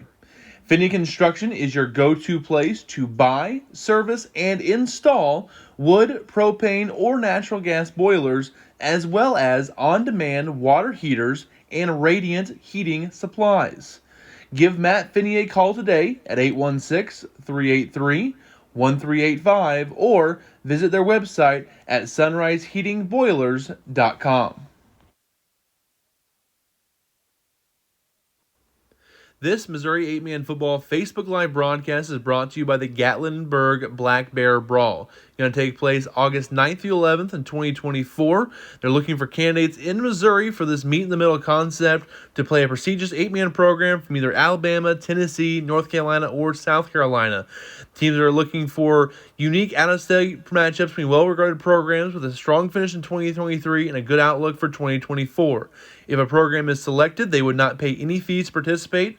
All games are streamed through YouTube through 8-Man Extreme, and the National Scouting Report will have a college scout on site.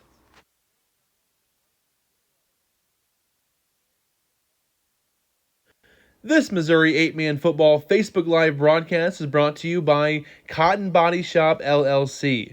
Complete collision repair and restoration at 204 West Georgia Street in Oregon, Missouri. The Cotton Body Shop has served the Oregon community since 1961. Everything from diamond paints, aluminum body repair, unibody and frame repair, and pro spot welding. Call Troy Cotton today at 660-446-2008 or check them out online at cottonbodyshopllc.com.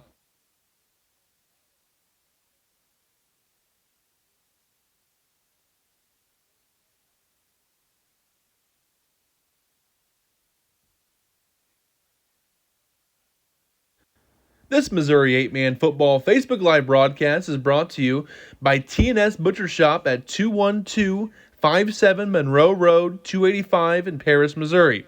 It's the place to go for your meat needs, from deer to hogs to sheep to cows. If you need a butcher in Northeast Missouri, give T&S Butcher Shop a call at 660-327-3244. This Missouri 8-Man Football Live broadcast is sponsored by Eye Candy Graphic Arts. If you need a graphic designer in the St. Joseph area, give Eye Candy Graphic Arts a call at 816-279-0056 or stop by their offices at 1301 South 58th Street in St. Joseph. They can design you a customized logo today.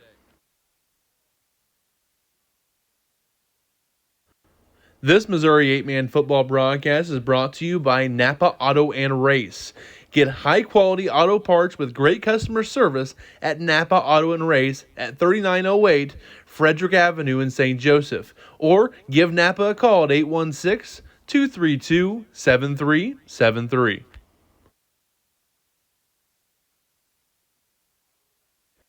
This Missouri 8-Man Football Facebook Live broadcast is brought to you by the Gatlinburg All-American Bowl and Rising Stars game. The All-American Bowl is for high school seniors, while the Rising Star Game is for the underclassmen. Takes place December 15th through the 17th in Gatlinburg, Tennessee. Nominations are preferred to become from coaches and scouts and take place between October 2nd and November 13th. All games are streamed for free on YouTube through 8-Man Extreme, and the National Scouting Report will have a scout on site. Great opportunity for high school players from Missouri to show their talents against the best players from Tennessee here at the Gatlinburg All-American Bowl and Rising Stars game.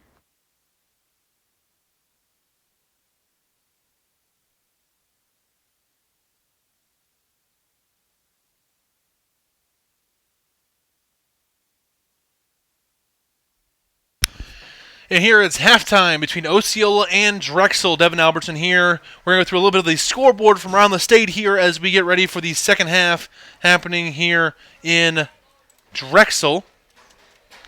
As I'm getting more score updates from around the state, so let me give me 1 second to update the scoreboard online. You guys, I just posted that link on Facebook and Twitter, so if you're looking for the live scoreboard to see the action there as I update them while I call the game, you guys can do that here. Senior night here in Drexel as they honor the seniors here tonight. Some great young men there. Again, these three guys were a part of the state championship team a couple years ago there for Drexel between Dayringer, Gunnels, as well as Riley Richmond. And again, Dayringer was a starter on that all-state team.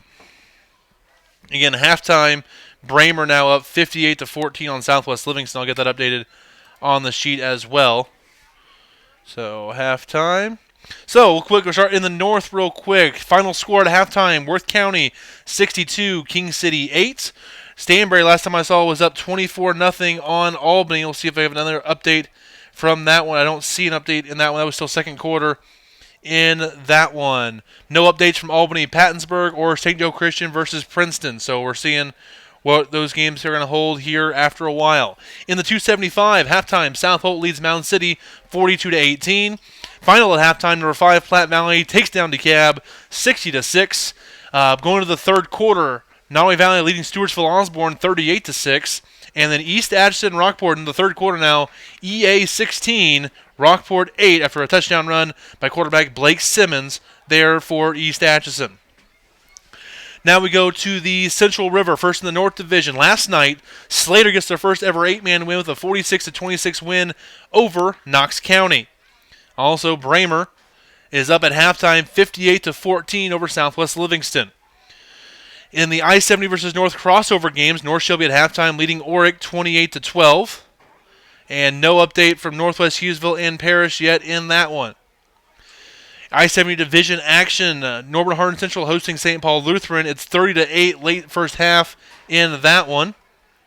St. Paul leads. Another final score here. Schuyler County defeats Northland Christian 62-14, a final score in that one. So Schuyler keeps on their winning ways. Go to the 6-2 on the year now for the Rams, with just losses to Plattsburgh and Bramer.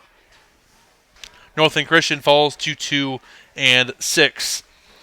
Other scores, Archie, last time we saw, was up 42-0 on Sweet Springs. That was with 7 minutes to go in the first half.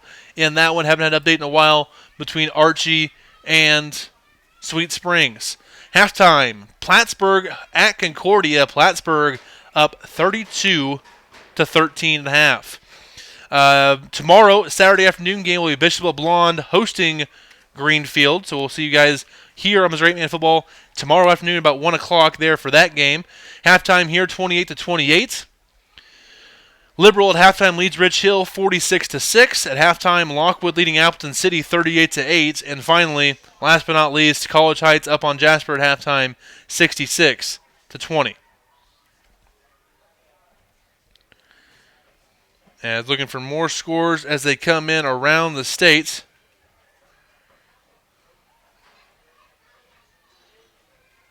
Just got a message here.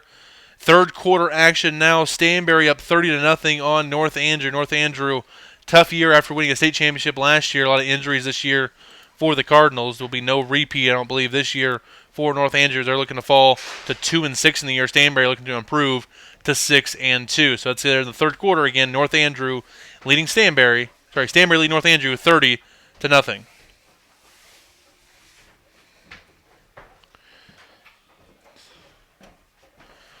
As we look here again, halftime, Plattsburgh 32, Concordia 13. Concordia and Plattsburgh both undefeated coming into the night. And also a halftime, according to Albany TV, Pattonsburg leading Albany 56-44 at halftime. So high-scoring game there between Pattonsburg and Albany. Again, Albany ranked 9th in the state coming into the night. Pattonsburg, just one win on the year, but they've had 3 losses by 8 points or less so far this season. So a team that's been knocking on the door and play a really funky style. It can be hard to play week in, week out with that high-scoring spread offense. Let's see here.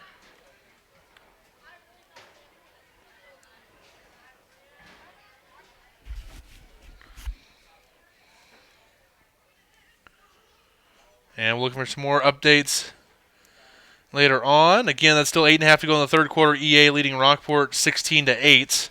Low-scoring game there in Tarkio. And I believe we might just take a timeout here. And I'll look up some more scores. Actually, an update real quick. 29-yard touchdown run by Lincoln Murray. And East Atchison now up 24-8 with 6 minutes to go in the third quarter over their rivals from Rockport. So right now EA up 2 scores, one of the best defenses in the state.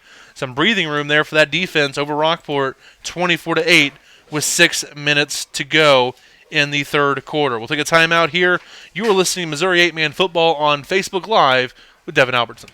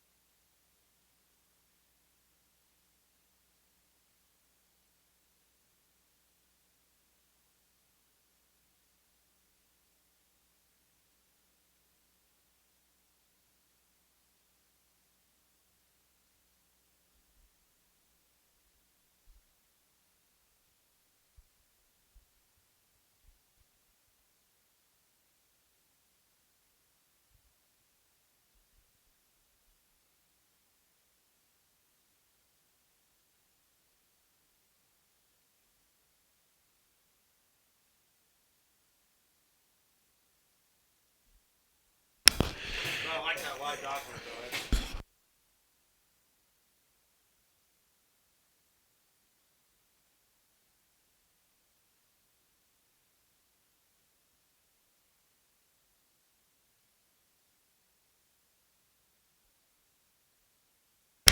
And we are back in Drexel, nearly halftime. It's halftime here. We got about 2 minutes or so until the second half is going to start here in this one. Again, tied up at 28. Scores that came in from around the state while we were at break there. The one happening down in Lockwood's the big story of the night, though. Lockwood up 46-16 over Appleton City. Again, that's been all Lockwood in that one. Appleton just scored to get the 16 points on there, so at one point Lockwood up 40 points in that one. Still 3 minutes to go in the third quarter. Other games down south: Liberal over Rich Hill at halftime, 46-6, and College Heights at halftime leading Jasper 66-20. Still haven't an update for a while from the Archie game, but last time we saw they were up 42-0 over Sweet Springs at home. North Shelby now up 36-18 on Orick. That game is in the third quarter. Again, if you go to our Facebook or Twitter, the live document there that I posted on there, we'll have the live scoreboard show. Up in Northwest Missouri, a couple interesting things. First of all, halftime between Albany and Pattonsburg. Pattonsburg up 56-44. Teams have combined for nearly 600 yards of offense and 100 points in the first half of play there in that one. Remember, Pattonsburg, they lost the game back in Week 4 to Princeton, 96-92. In that one, the highest scoring game in 8-man history for a combined score, 96-92, and that one's on pace to break that points record there. As 3 minutes are on the clock here for the end of halftime. Other scores, again, Worth County defeated King City 62-8 at halftime. Stanbury is up 30-0 on North Andrew. That was in the third quarter. In that one, no update from St. Joe Christian versus Princeton. That game is there in St. Joe. Halftime, South Holt leading Mound City 42-18. Platte Valley defeats DeKalb at halftime 60-0. In the third quarter, Nottoway Valley leading Stewartsville Osborne 38-6. And in the third quarter, this game was 8-8 at halftime between all East Atchison and Rockport. EA has 3 touchdowns in the third quarter, now lead 30-8, including a pick 6 just moments ago by Sammy Litherberry. So EA now up by 3 scores on their rival in Rockport. That's late third quarter in that one between Rockport and EA and Rockport. Winner of that game gets the 3 seed in district number 6. Other scores: Bramer leading Southwest Livingston 58-14 at halftime. Last night, Slater defeated Knox County 46-26. So a nice win there for Slater, their first ever 8-man win. So good to see Slater get on the winning track there against Knox County.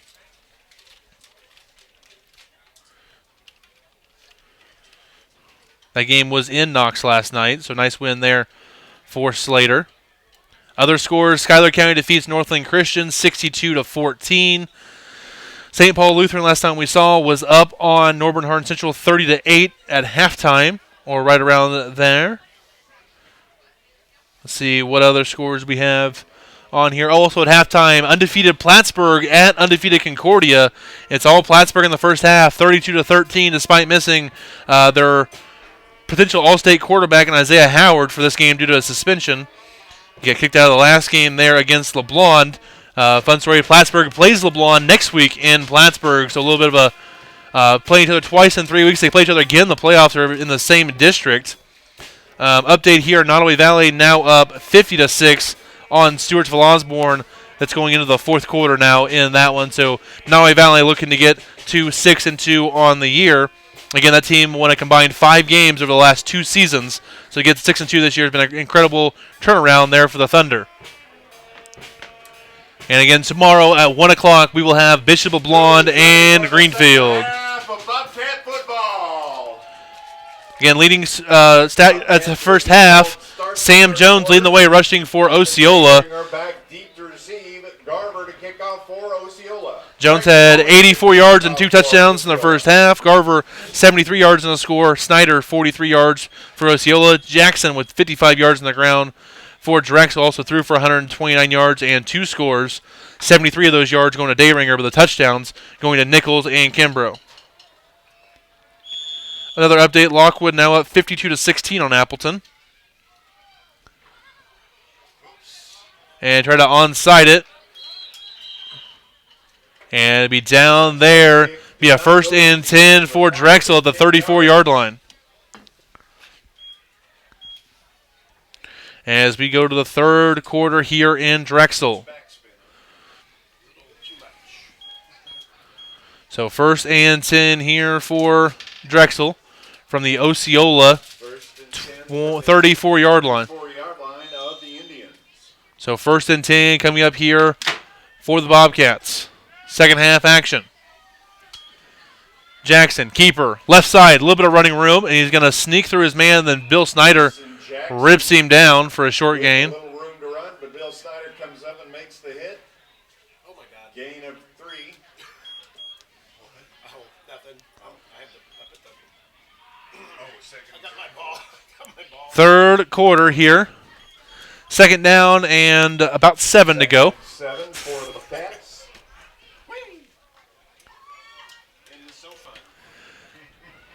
Again up to the 32, about 2nd and 8 coming up here. A short 8, a long 7. Jackson, keeper, right side, and he's going to get tripped up near the 30-yard line. Tripped up at about the 30 or so. Not much running room for Jackson for most of today's game. Osceola doing a nice job.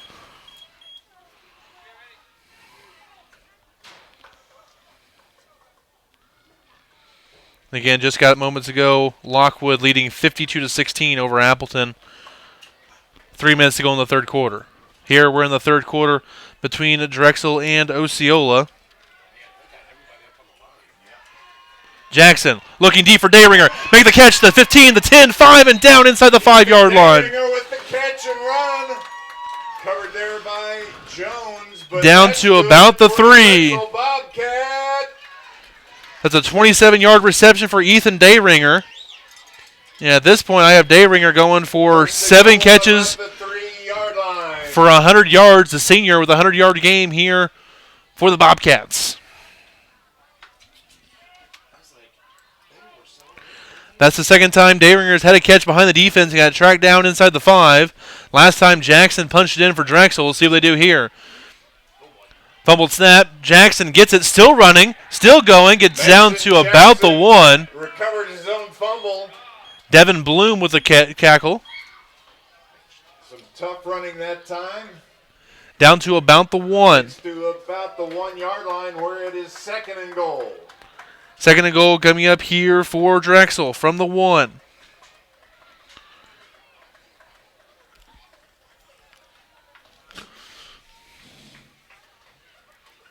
You see the clock there, just under 9:50 to go here in the third quarter.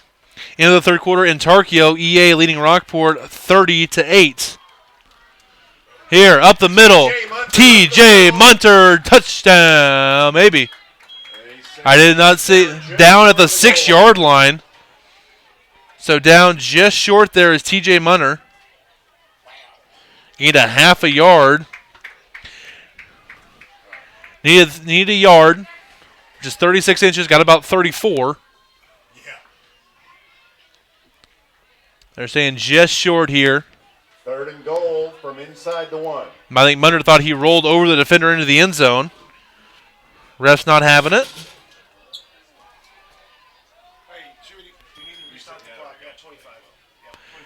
Restart the play clock at 25 after the discussion by the officials. Also an update, North Shelby leading Oric now 44-18. Here we go. 3rd and goal from inside the 1. Jackson in the shotgun. Jackson, keeper right up the gut, and he is in the end zone for the touchdown. So Mason Jackson punches it in for Drexel. They take a 34-28 lead over Osceola.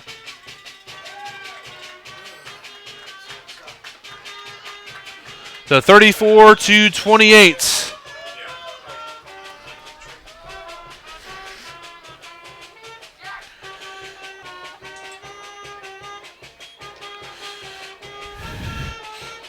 Again, Mason Jackson came in ranked 15th in yards and 11th in touchdowns coming into the day in the state of Missouri.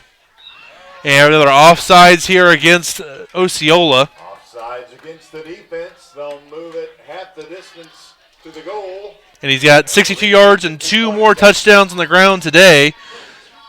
So now Jackson with 17 rushing touchdowns on the season here in week number 8.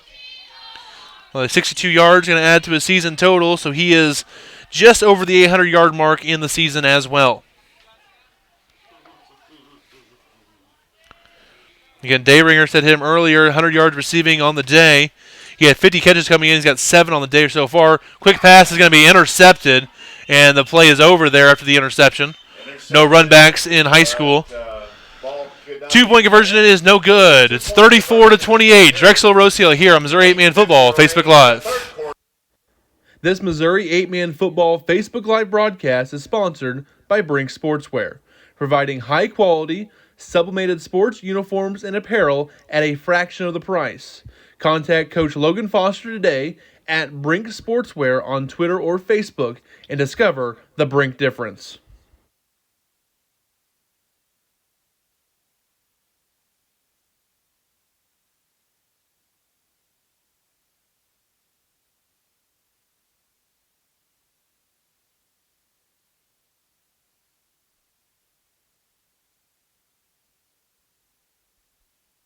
And we are back after the touchdown drive by Drexel. 34-28 lead for the Bobcats.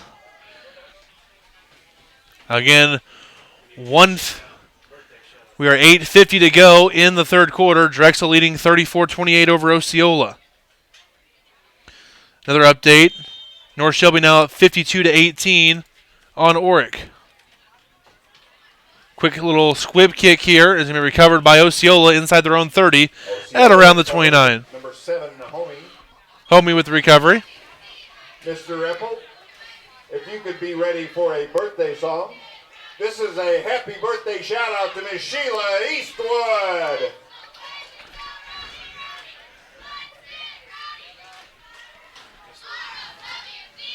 And we'll have a 1st and 10 here for Osceola at their own 30-yard line.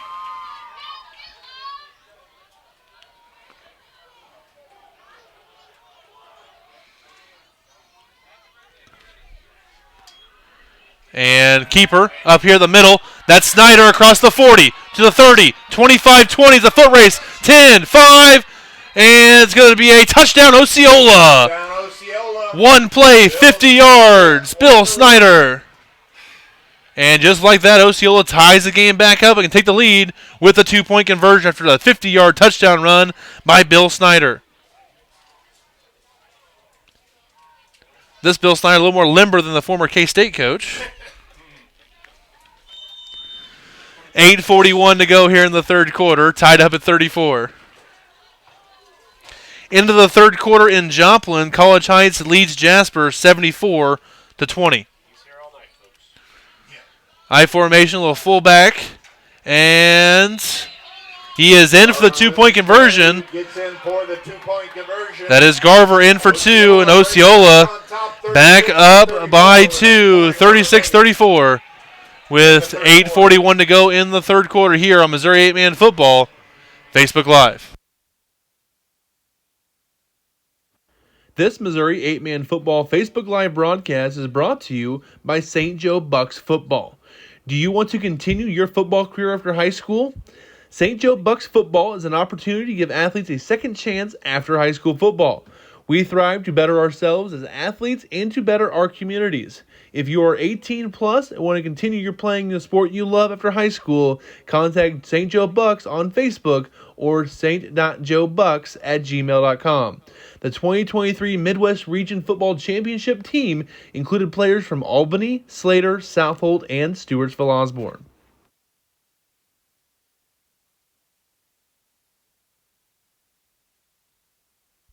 And we're back. Osceola kickoff. Homing kickoff here for Osceola from the 30. 8:41 to go in the third quarter. 2-point lead for the Indians. Kick right to Jackson, and he's going to down it right inside the 30 at the 29. Downs the ball at about the 28-yard line. Update there. It's going to be a 48-18 lead for Southold over Mound City. 1st and 10 here for Drexel. From the 30. Just inside the 30-yard line. So 1st and 10 from the 30 coming here from Drexel.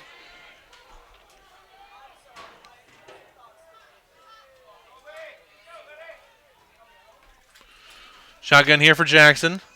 Quarterback power off the right side. He'll be dropped for a short gain. That's Bill Snyder on the stop. Carry following blocking on the right side of the line over there. Up to about the 32-yard line. Gain a couple. 2, 2nd and 8.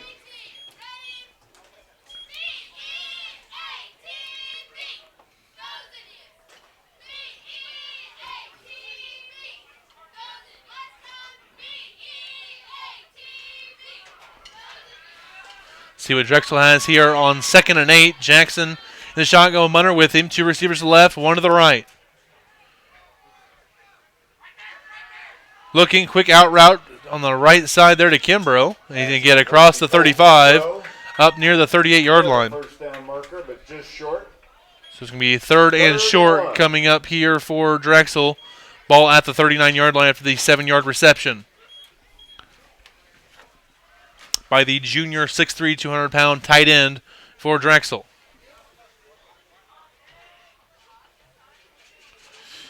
After 3 quarters, Liberal 60, Rich Hill 6. So Liberal going to cruise to a win there against the Tigers of Rich Hill. And Jackson takes a low snap, going to have enough for a first down, just barely, as Sam Jones rips him down across midfield. That's good for a Drexel Bobcat. Gets a gain of 2, needed a yard, got 2. 1st and 10 for Drexel at the Osceola 39-yard line.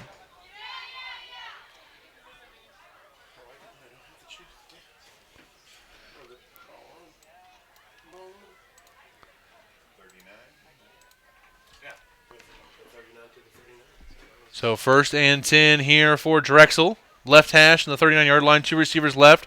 Kimbrough by himself on the far right.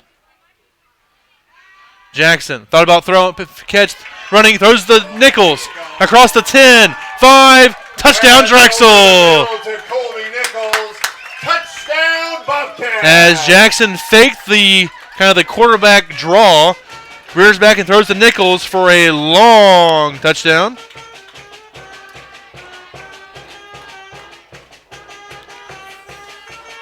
It's a 39-yard touchdown for Drexel. A touchdown for Jackson today, and they are now up 40-36 over Osceola, paying the 2-point conversion. Trying to make this a full touchdown game here with a 2-point try. But fumble ball was snapped, taken by Munner, and he's going to be dropped for a loss. Jones, the first man there for Osceola. 2-point try is no good. 7:15 remaining in the third quarter. Drexel leads 40-36 with 7:15 to go in the third quarter here on Missouri 8-Man Football Facebook Live. This Missouri 8-Man Football broadcast is brought to you by Finney Construction in Skidmore, Missouri. Finney Construction is your go-to place to buy, service, and install wood, propane, or natural gas boilers, as well as on-demand water heaters and radiant heating supplies. Give Matt Finney a call today at 816-383-1385 or visit their website at sunriseheatingboilers.com. Back deep to receive. And we're back here after the touchdown pass from Jackson to Nichols. After the pass from Jackson to Nichols, Drexel up 40-36. A couple days from the 275. EA still leads Rockport now 30-16 after a touchdown pass for Rockport, and Mound City pulls closer to South Holt. It's now 48-26. South Holt leads. Here, a 4-point lead for Drexel. Little squib kick, and it'll be recovered by Osceola. Kick recovered by Osceola, number 30, Will Murray. Will Murray with the recovery there for the Indians. 1st and 10. Ball on the 26-yard line. Ball the 27 now for 37. Correction, the 36-yard line.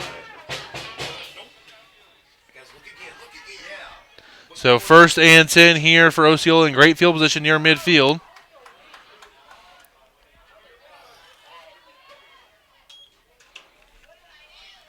Handoff. Left side, not much going there. It's Dayringer and Eastwood on the stop for Jones. defended by the Bobcats. T.J. Munter was there, it looked like. Maybe Noah Belt as well. Gain of a yard on the play. Gain of a yard, 2nd and 9. 2nd and 9 coming up here for Drexel.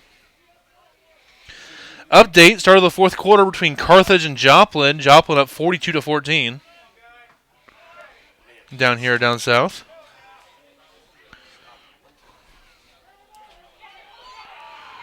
Here, Randolph for Jones, and he's going to be wrapped up and pushed back by Kimbrough.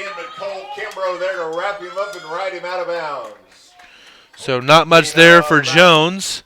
Does get across midfield to the Drexel, about 37-yard line or so. This will bring up 3rd down and 4 for Osceola.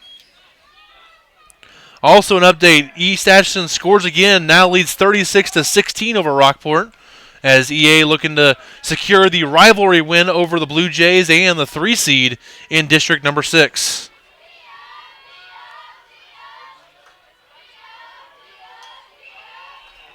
Flags come down here. We're going to have an offside against Drexel, and that'll be a free first down for Osceola. Offsides against the Bobcats. That will result in a first down after the 5-yard penalty. Going up to the 32-yard line, that's going to be a free first down for Osceola. Oh, yes. Oh, man. There was 2 of them. Literally over the ball. And that's a first down for Osceola.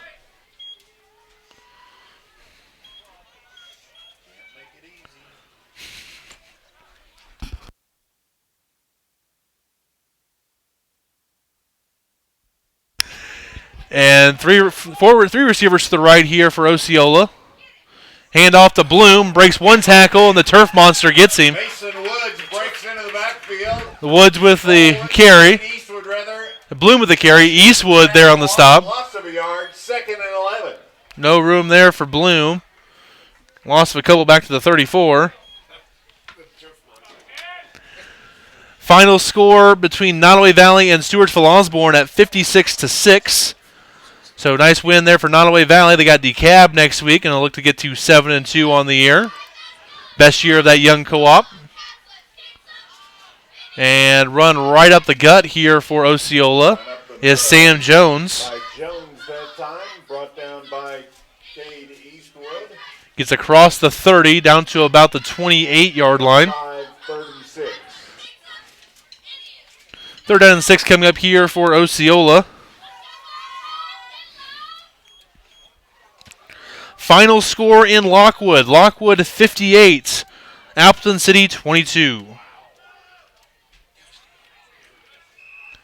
And handoff left side. This is Jones again. On the carry, brought down by several Bobcats. Gets up to the 25. Gain of 3. 4th and 3 coming up here for Osceola. So again, final score in Lockwood and Appleton City, 58-22, Lockwood over previously 8th-ranked Appleton City. Probably won't be ranked 8th next week. So again, Lockwood keeps up their streak of only losing to really Archie and Drexel down south. And 2 guys jump off sides here for Drexel. And it's going to be a free first down, the second one of the drive here for Osceola. That's 2 of them. Give it right there. So a free 5 yards up to the 20-yard line, and Osceola now in the red zone. 1st and 10 from the 20-yard line coming up here for the Indians. Lincoln Murray was a 55-yard touchdown for East Atchison. Draw here from Snyder. A flag comes out. Munner with a tackle. Wraps up Snyder, but there is a flag in the backfield. And it's going to be a hold Holding against Osceola. So this run will come back. And add a penalty for holding against the offense here. And they should mark it back. This is a running play, too, so it should be a spot foul based on where the penalty is at. I think the penalty was right at the line of scrimmage, though. So they're going to mark it back to the 30-yard line. Loss of 10. Loss of 10 after the penalty.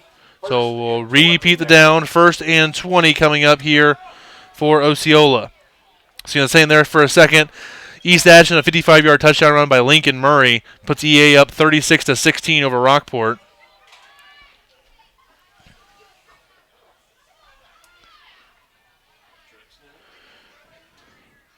Direct snap here, right side to Garver. Garver gets hit by Munner, brought down by him and Woods near the 25-yard line. Brought down by T.J. Munter and Mason Woods. So hard run there by Colton Garver up to the 25. Second and 15 now. Gets half the penalty yards back there, 2nd and 15.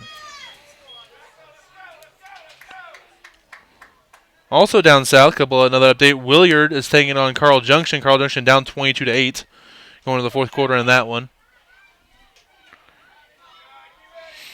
Into the fourth quarter, Plattsburgh and Cordia scoreless third quarter, now 32-13, still Plattsburgh.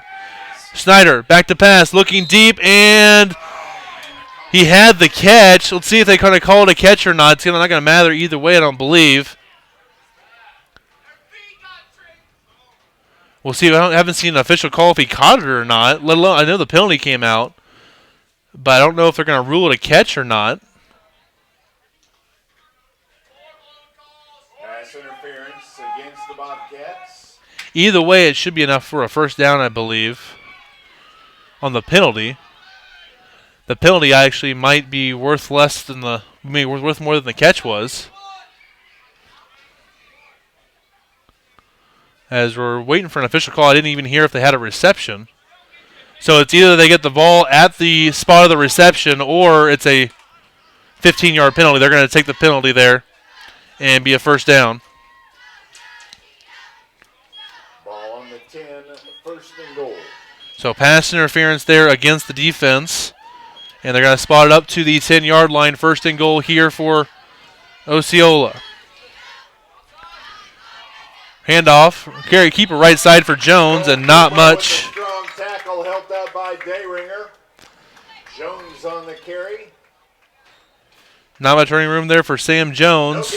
No gain on the play. Second and goal coming up here for Drexel, for Osceola. Final score over in Joplin. College Heights 82. Jasper 28 is the final in that one. So Jasper falls to 0-8 on the year. College Heights improves to 5-3. Their second year as a program. Handoff up the middle. Not much going there. Jones with the carry. Eastwood came in with the ball, but I think he said he was down. Gain of a yard there on the play. Gain of half a yard. Third and goal. So third and the goal here for Osceola. So again, final score between College Heights and Jasper was 82-28 in favor of the Cougars. We'll see College Heights next Saturday as they play Paris in Hughesville. A little neutral site game. Snyder looking over the middle, looking for a man, and it's going to be caught. Touchdown. They're saying he had the catch there. The ball came out late.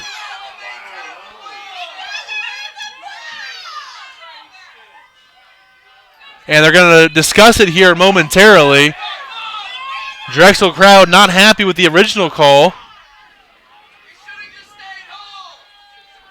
As we wait for the official call here, it is a touchdown. Touchdown, Osceola. As I believe that was Bloom on the reception.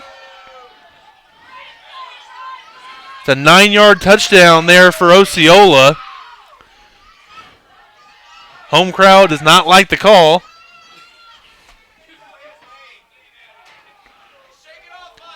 End of the third quarter. Southold leading 48-26. Going into the fourth. Here, 2-point try for Osceola to extend the lead. Sam Jones, carry off the right side into the end zone for the 2-point conversion. And Osceola goes up 44-40. So late third quarter here, Osceola up to 4 points here on Missouri 8-Man Football Facebook Live. This Missouri 8-Man Football Facebook Live broadcast is brought to you by Cotton Body Shop, LLC. Complete collision repair and restoration at 204 West Georgia Street in Oregon, Missouri. The Cotton Body Shop has served the Oregon community since 1961. Everything from diamond paints, aluminum body repair, unibody and frame repair, and pro spot welding. Call Troy Cotton today at 660-446-2008 or check them out online at cottonbodyshopllc.com.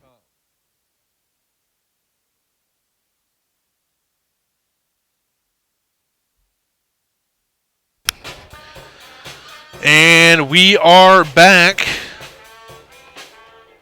Late third quarter action here in Drexel. A 4-point lead for Osceola over the home Bobcats. Kick. And it's going to be taken by Nichols. Going to get across the 25 and near the 30. Colby Nichols picks the ball up. Nice return there by Up Nichols. by Hoey on this near sideline. Return goes up to the 30-yard line. 1st and 10 Bobcats. So 1st and 10 coming up here for Drexel from the 30-yard line.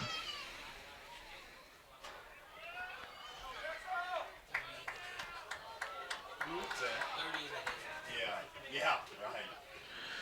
Another update, North Shelby all over Oric now 58-18 there in that one. As that game is now still in the third, should be the fourth quarter now in that one. But here, quick pass to the outside. Kimbrough with the reception. Said he went out of bounds right near midfield. Gain of 9 in the play. Steps out of bounds. Got about 9.5. 2nd and a short one. Ball will be up to the 39-yard line here for Drexel. 2nd and 1.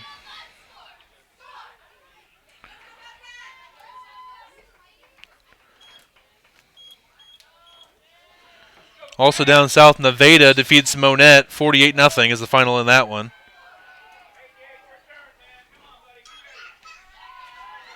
Jackson looking across the middle of the field. It's going to be caught. Enough for a first down. Dangeringer with the catch. Snyder with the tackle there for Osceola. They're going to get up to about the 33-yard line of Osceola. Jackson now on the day has thrown for 219 yards and 3 touchdowns.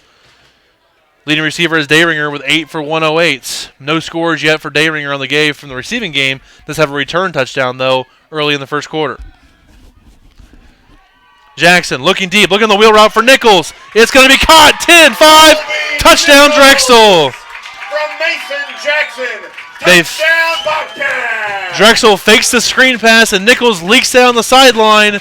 Jackson throws a good ball, and that's a touchdown for Drexel. They are back up 2 over Osceola, 46-44. Drexel needs one of these 2-point conversions, though, because right now Osceola keeps getting theirs. If you keep score for score, eventually they'll be up another touchdown just by 2-point conversions. So a huge play coming here for Drexel on the 2-point try.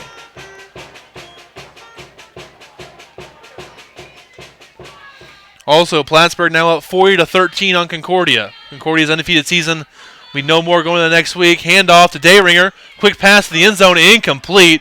Excellent play by Garver. Knocked the ball away from Kimbrough. And that leaves it at 46-44. Drexel leads Osceola. We'll take a timeout here with 1:55 to go in the third quarter here on Missouri 8-Man Football Facebook Live. This Missouri 8-Man Football Facebook Live broadcast is brought to you by T&S Butcher Shop at 21257 Monroe Road, 285 in Paris, Missouri. It's the place to go for your meat needs, from deer to hogs to sheep to cows. If you need a butcher in Northeast Missouri, give T&S Butcher Shop a call at 660-327-3244.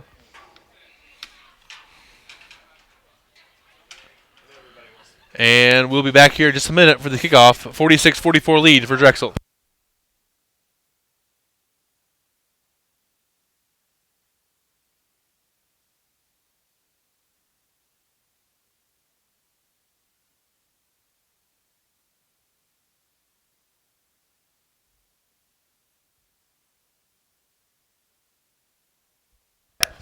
Gunnels to kick off. Garver back deep for Osceola here. 46-44 lead for Drexel. Late third quarter.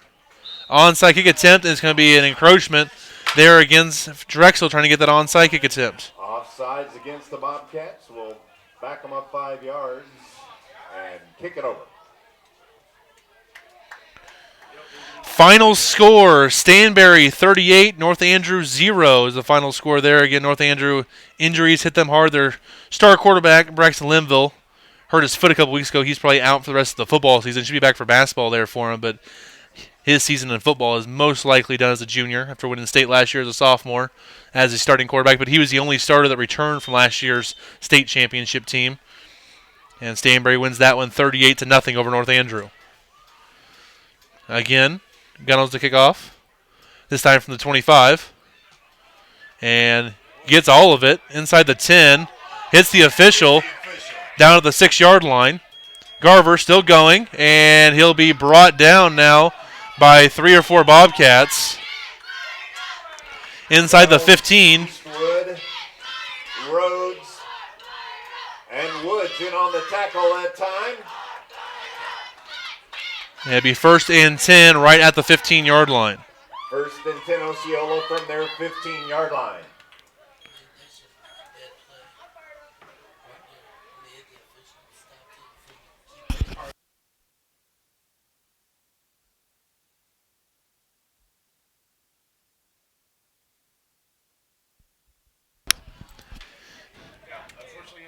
And again, 46-44 lead here for Drexel.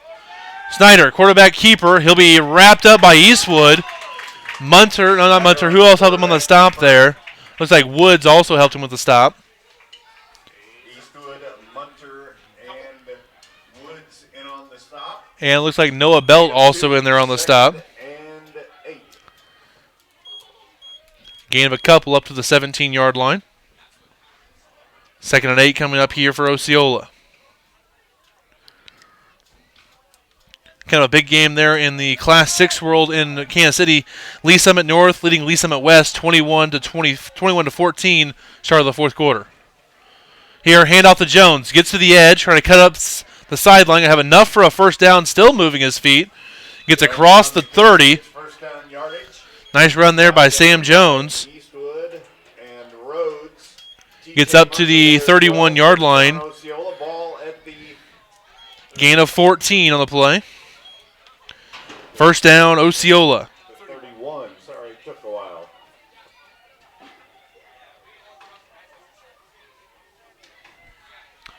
As Osceola breaks the huddle. Down to the 13 on the play clock.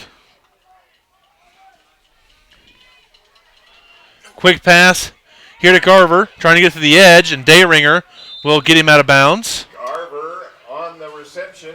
Gets across the 35 up to the 36. And Osceola doesn't throw the ball a whole lot on the season. 5. Gain of 5 on that quick pass. 5.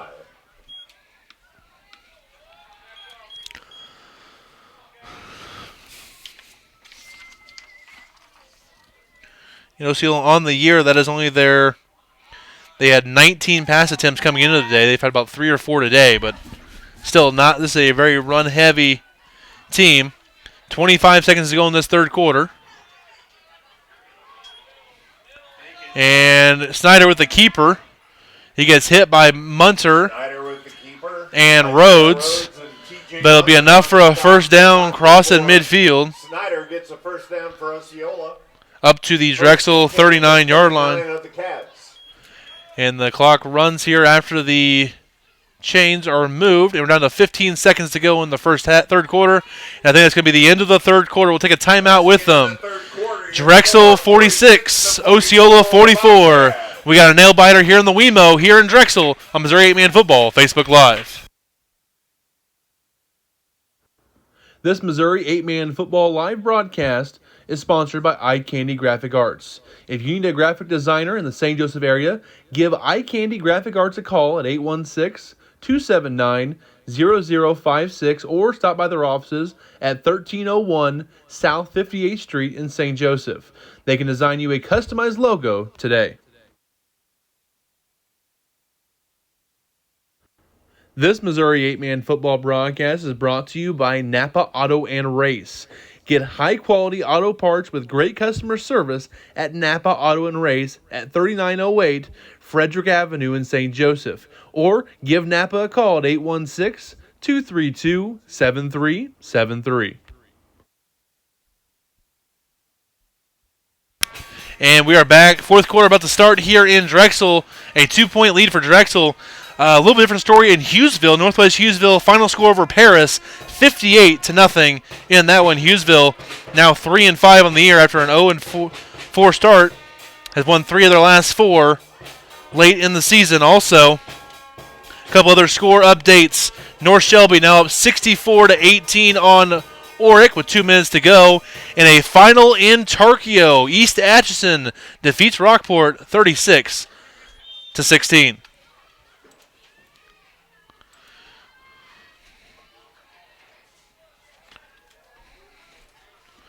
And here comes Osceola, start of the fourth quarter. And Snyder looking, breaks a couple of tackles, still going, and now he's going to get wrapped up. Short gain on this one. Munder on the stop, along with Kimbrough. Cole Kimbrough there as well. Gain of 5, 2nd and 5. They're going to be gained up to the 35.5-yard line.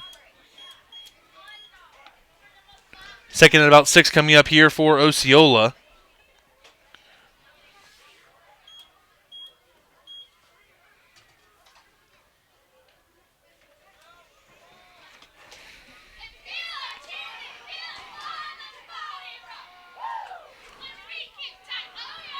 Snyder, back to pass. Looks over the middle, has a man, and nearly intercepted by Dayringer.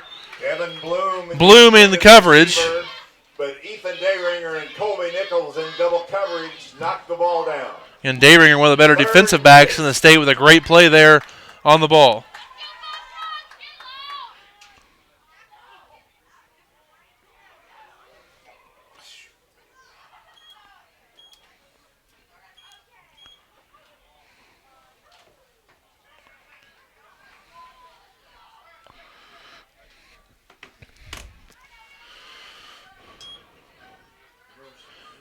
And here comes Garver, playing running room to the 30, to 10, down to the 5, cuts in field, and into the end zone. Touchdown, Osceola. Garver with the touchdown run for the Indians.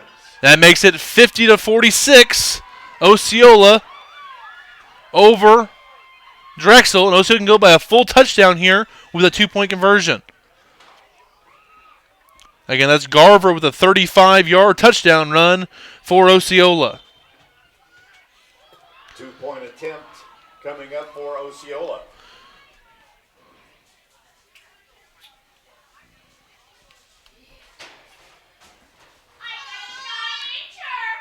And a final score there is North Shelby defeating Oric 64-18 here. 2-point try. Ball is fumbled. 2-point try is going to be no good. Eastwood recovers it. So we leave it at 50-46. 11 minutes to go in the ball game. Osceola up 4 here on Missouri 8-Man Football Facebook Live. This Missouri 8-Man Football Facebook Live broadcast is brought to you by the Gatlinburg All-American Bowl and Rising Stars game. The All-American Bowl is for high school seniors, while the Rising Star game is for the underclassmen. Takes place December 15th through the 17th in Gatlinburg, Tennessee. Nominations are preferred to become from coaches and scouts and take place between October 2nd and November 13th. All games are streamed for free on YouTube through 8-Man Extreme, and the National Scouting Report will have a scout on site. Great opportunity for high school players from Missouri to show their talents against the best players from Tennessee here at the Gatlinburg All-American Bowl and Rising Stars game. And we are back. Also another update from Northwest Missouri in the St. Joe area. Cameron played Benton tonight. Cameron won 42-12. Again, 11 minutes to go here in the ball game. A 4-point lead for Osceola. And we'll see what they do here. Homie to kick off. It's going to be a short kick taken by Jackson. He's going to return this one, try to get to the edge. Get a stiff armor defender. Gets taken down Jackson on the return by Murray. By number 30, Skylar Williams on the far side. It's Will Murray with the tackle. Correction, Will Murray.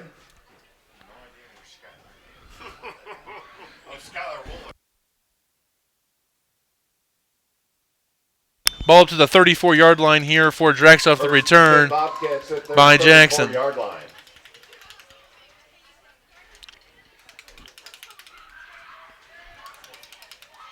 We'll call it the 33. 1st and 10 here for Drexel. 2 receivers right, 1 to the left. Jackson has Kimbrough open in the flat. Kimbrough trying to get to the sideline and gets pushed out of bounds by Bill Snyder at about the 31, 32-yard line. Another first down, Bobcats. And they're going to mark this all the way up to the 30 now.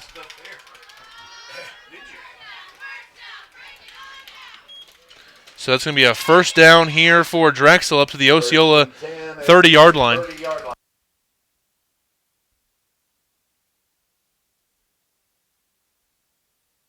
So first and 10 here for Drexel at the 30-yard line. Jackson with a counter play, left side, cuts it upfield. Bloom brings him down near the 26. Jackson on the quarterback keeper. Brought down by 21. Nice tackle there by Devin Bloom. Again, Jackson up to 70 yards rushing on the day. Osceola has 3 guys over 100 yards on the day. Snyder with 104, Garver with 113, and Jones with 114. Jones and Garver 2 touchdowns apiece. Snyder with a touchdown. So Osceola racking up the rushing yards here so far against Drexel. 2 receivers to each side. Jackson looking deep, looking right sideline for Kimbrough. Nearly intercepted by Snyder. This will be a 3rd down and 5 now for Drexel. As looking for Kimbrough.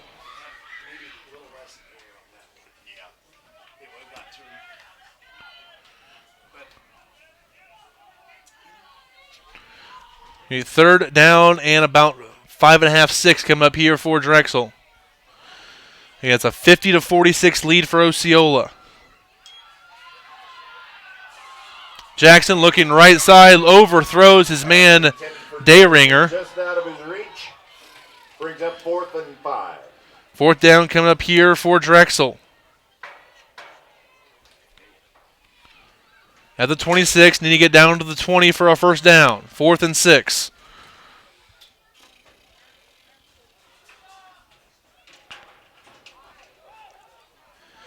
Four and a half to go in the 4th quarter. South Holt leads 54-26 on Mound City. Jackson back to pass. Looks over the middle for Kimbrough. Makes the catch. Still going. 5-10. Touchdown. And just like that, Drexel goes up by 2, 52-50 on a 4th and 6 pass for a 26-yard touchdown from Jackson to Kimbrough.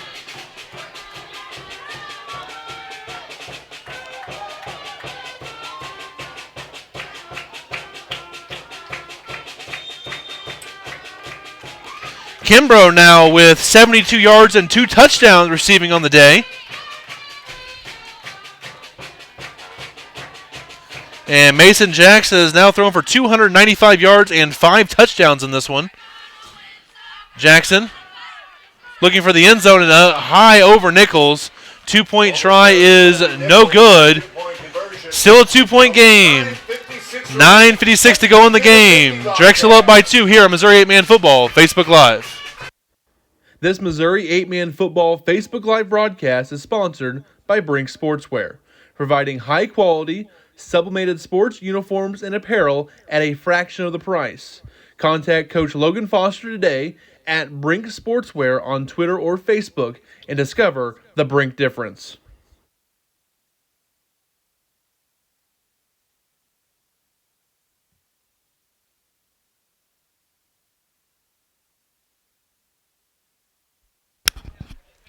Drexel kickoff back to Osceola. Osceola, so far by my count on the day, has 48 carries for 356 yards rushing on the day. Deep to receive for the Indians. Again, 2-point lead here for Drexel. Again, the final up in Tarkio, EA defeats Rockport 36-16. 9:56 to go in the ball game. Onside kick attempt. Ball still loose. I think Drexel has it. A.J. Gunnels is going to recover it. The kicker execute a perfect onside kick. And Osceola,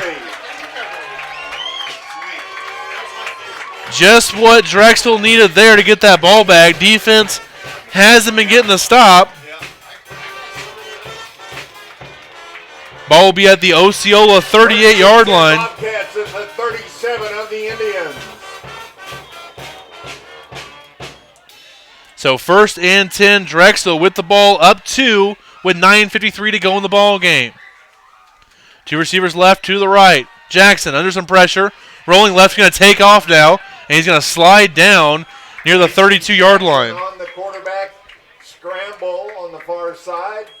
Snyder over there to run him out of bounds. Gain of 6, 2nd and 4. And we'll see if they're officially going to mark this at the 31-yard line. So this will bring up 2nd and about 3 coming up here for the Bobcats. Final score, Liberal 66, Rich Hill 6. So that's the final score there in Liberal, as Liberal gets a much-needed win. I believe they have to play Archie next week, though.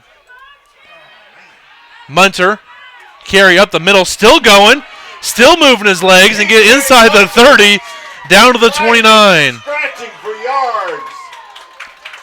TJ Munter with a hard run, probably the hardest run you'll see all year for 2 yards. Up to the 29. Bloom slow to get up here for Osceola, 3rd and 1. Coming up here for the Bobcats. Refs check with him, said he's okay. Up to the 29. Again, a 2-point lead here for Drexel. 8:30 to go in the ball game. Resetting the play clock here, Coach Dean. Not happy with the officials on that one. They get the play clock reset. Drexel rehuddles here momentarily. Coach Collins wanted an explanation. On the far side, we are at a standstill and a pause. 8:31 to go.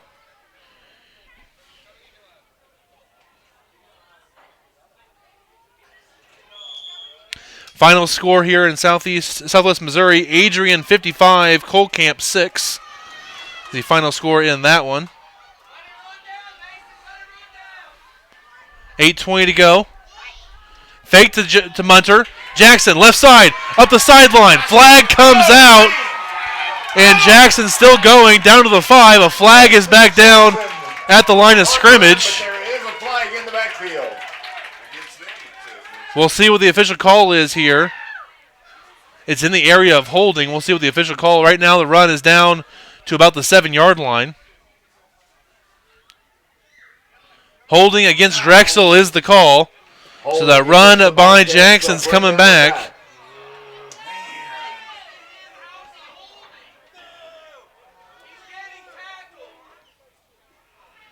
So it's going to be a 10-yard penalty. And back to the 39-yard line it looks here for Drexel. This will bring up 3rd down and long for the Bobcats. 12 for the Bobcats now after that penalty. So 3rd and about 11 coming up here for Drexel. 2-point lead here for the Bobcats. With 8:12 to go in the ball game.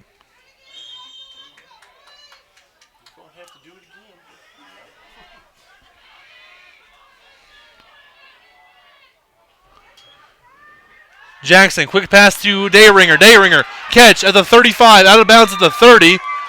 Driven out of bounds by Snyder. Ridden out of bounds by Snyder. He was way out of bounds.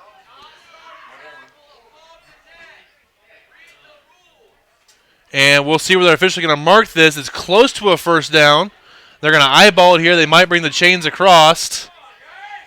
Right now it's up to about the 33-yard line. And they are going to officially measure it here.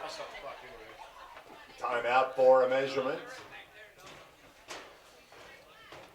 So right now the ball is going to be up near the 27-yard line.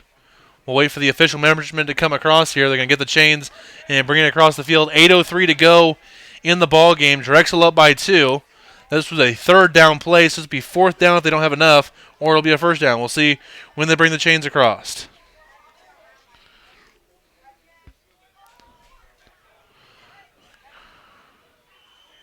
And it is a 1st down for Drexel. Drexel Bobcat. Mark it at the 27. That'll be enough for a 1st down for the Bobcats. Gain of right at 11 yards.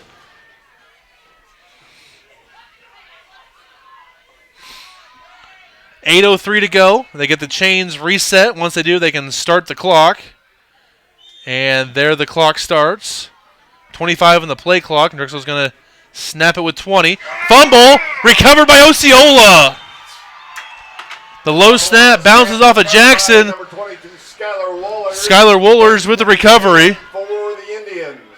Mack at the 30-yard line. And that's going to be 1st and 10 for Osceola.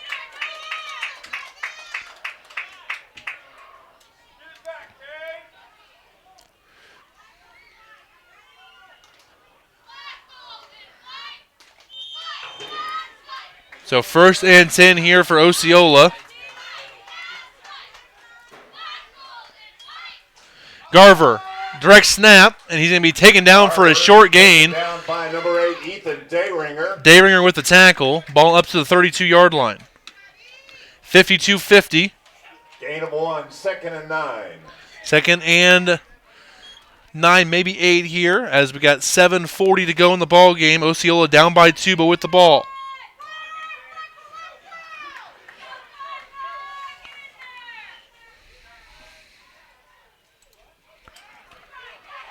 Here, Jones with the keeper. Munner hits him initially, and he'll be brought down for a short gain. Helped out by number Up to the 35-yard line. Gain of 3 on the play. Chris Poindexter. 3rd and 5. For 3rd and 5.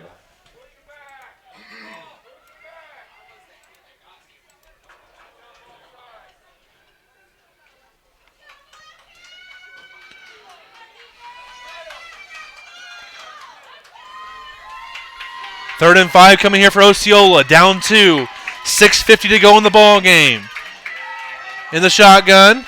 You get a little direct snap. It will be a direct snap to Jones. Jones trying to get to the outside. Stiff arms Rhodes. He's got enough for a 1st down across the 40. 1st down, Osceola. They're going to mark it up to the 39-yard line of Drexel. It's a 1st down, Osceola. 1st down, Osceola. Final score, South Holt 54, Mound City 26 is the final in that one. South Holt goes to 8-0. Mound City falls to 2-6.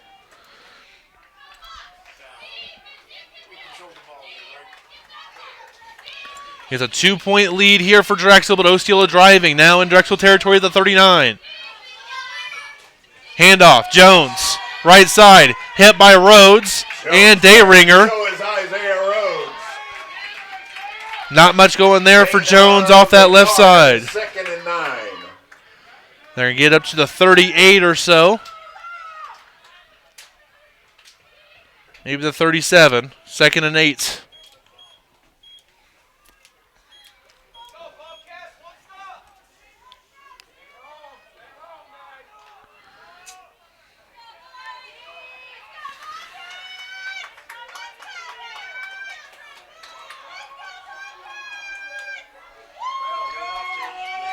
Fake the hand to Jones. Flag comes out. False start against Osceola. False start against the Indians.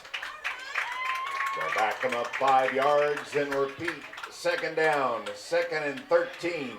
We should be back to the Osceola 38 or so. 2nd and 13. 5.5 to go in the 4th quarter.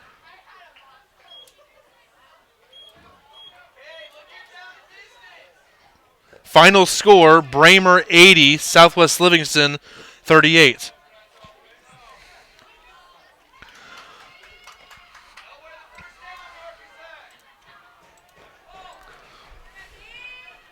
Snyder in the shotgun.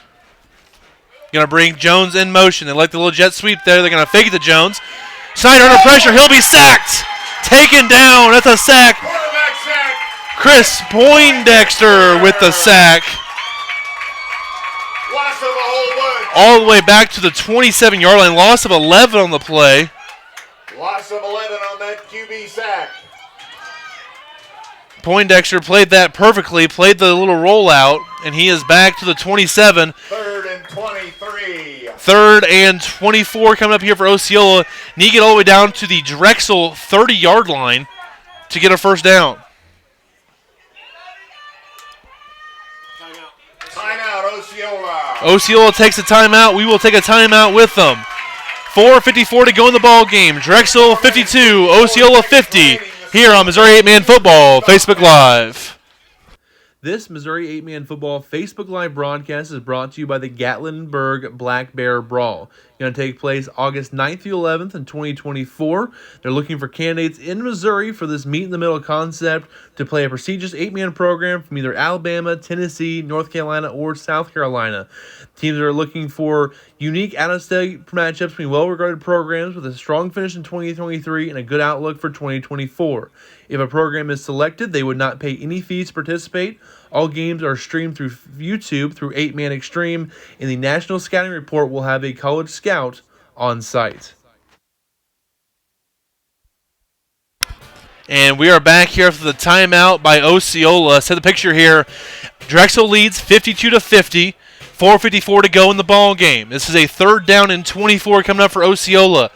On the day, Osceola has 53 rushes for 358 yards and then 3 receptions for 62 yards. A little over 400 yards of offense for Osceola so far in this one. Drexel on the other side, about 90 yards rushing and 307 yards passing on the day.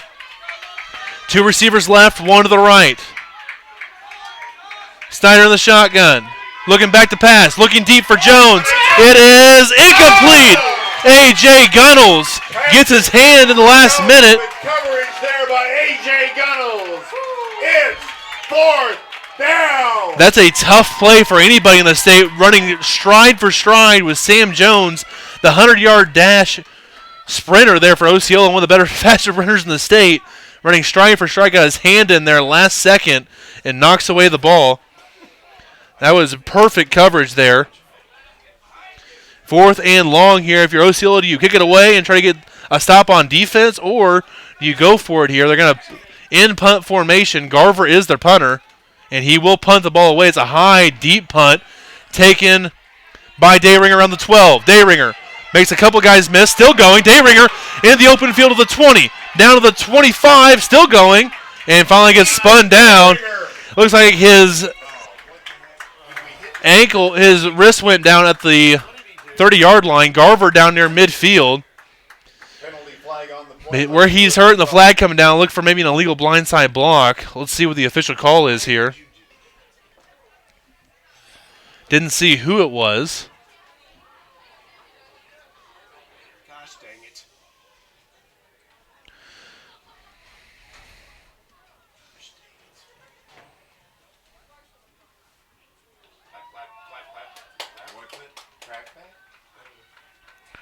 We'll see what the official call is here momentarily. They're trying to get Carver. But was it a personal foul? I didn't see him.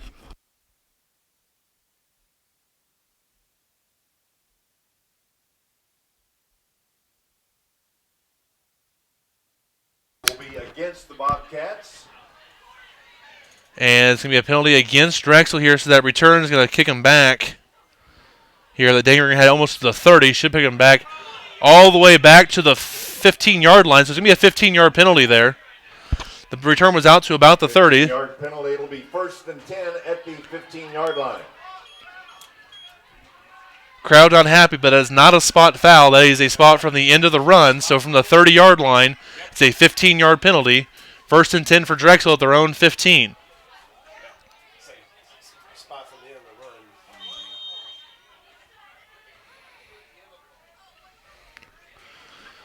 Drexel has not had a whole lot of run. Fumble the snap here. Jackson still going. Going to be a short gain, maybe a loss of yard. Mason Jackson on the carry. Not much running room there off the left side. Up to maybe the 16. 2nd and 9.5 coming up here for Drexel. Scores we're looking for here that went final.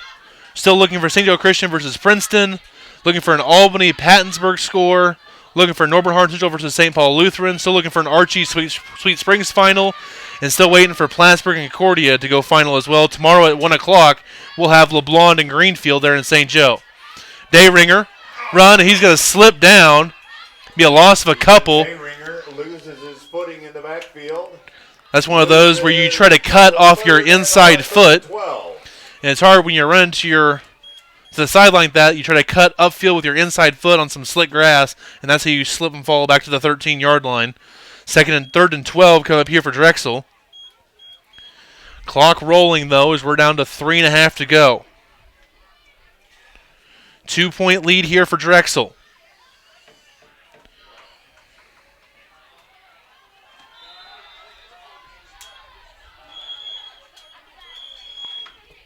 And we have a timeout by Drexel. We will take one with them. 14 seconds remaining in the game, 52-50 Bobcats. 3:14 remaining. Drexel leads 52-50. We have a 3rd and 12 come up here after the timeout. This Missouri 8-Man Football Facebook Live broadcast is brought to you by Cotton Body Shop, LLC. Complete collision repair and restoration at 204 West Georgia Street in Oregon, Missouri. The Cotton Body Shop has served the Oregon community since 1961. Everything from diamond paints, aluminum body repair, unibody and frame repair, and pro spot welding.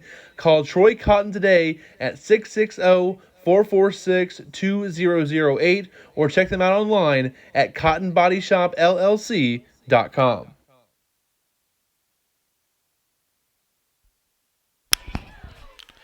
After the Drexel timeout, we got 3rd and 12 from the 13-yard line. 3:14 to go in the ball game. Drexel up by 2. Send a man in motion. Munter, run off the left side with the pitch. Still going. He's going to be down about the 18-yard line. On the run. Clock is going to roll. Gets about 5, but that'll still bring up 4th down. Osceola is going to take a timeout here to stop the clock. We're going to keep it here, though, after that timeout. Again, that's Munter was on that last carry. He got up to about the 17-yard line, so gain of 4 on that, but it was 3rd and 12. This will bring up 4th and 8.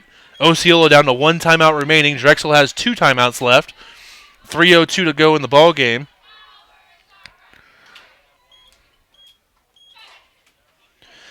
Final score, St. Paul Lutheran defeats Norborn Hardin Central 51-8 is the final in that one. So St. Paul bounces back after last week's loss to North Shelby with a big win there on the road at Hardin Central.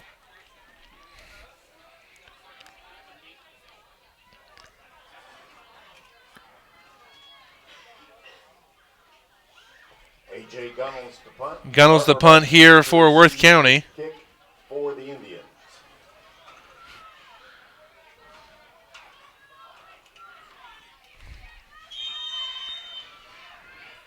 So Garver back deep. 4 minutes left. Pattonsburg up 82-66 on Albany. Here a high punt is going to be taken by Snyder. Eastwood's going to bring him down immediately right near the 30-yard line. With the recovery and Kate Eastwood and number 14 Isaiah Rhodes there to bring him down immediately. Ball will be at the 31-yard line. 1st and 10 for Osceola. 49 yards away from the end zone. 2:51 to go. Thank you, Scott Glenn, for the update for the Pattonsburg-Albany game with 82-66. A surprise there as Albany ranked 9th in the state, trailing at home to Pattonsburg, who has 1 win on the year.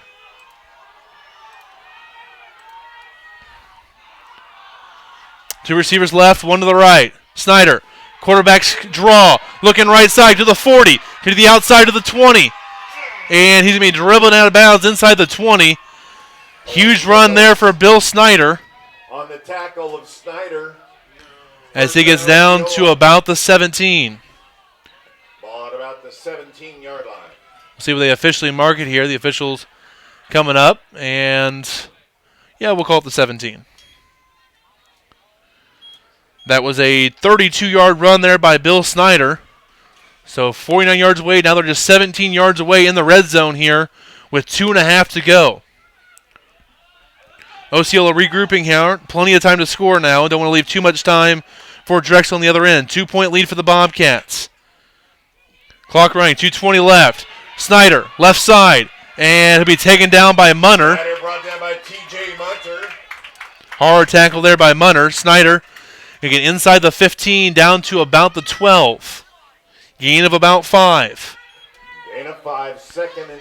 Stayed in bounds. Yeah, Bramer defeats Southwest Livingston 80-38. Thank you, Mr. Noah. Under 2 minutes to go here. We have a 2nd and 5 from the 12. Drexel clinging to a 2-point lead over Osceola. Winner gets the 3 seed.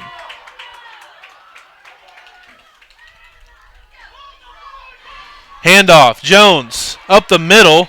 Jones up the Gets middle. down inside the 10. Noah Belt. Down to about the 9. And number 25, T.J. Munter. Gain of a couple more. 3rd and 3. 3rd and about 2 coming up here for Osceola. You got to the 7 for a first down.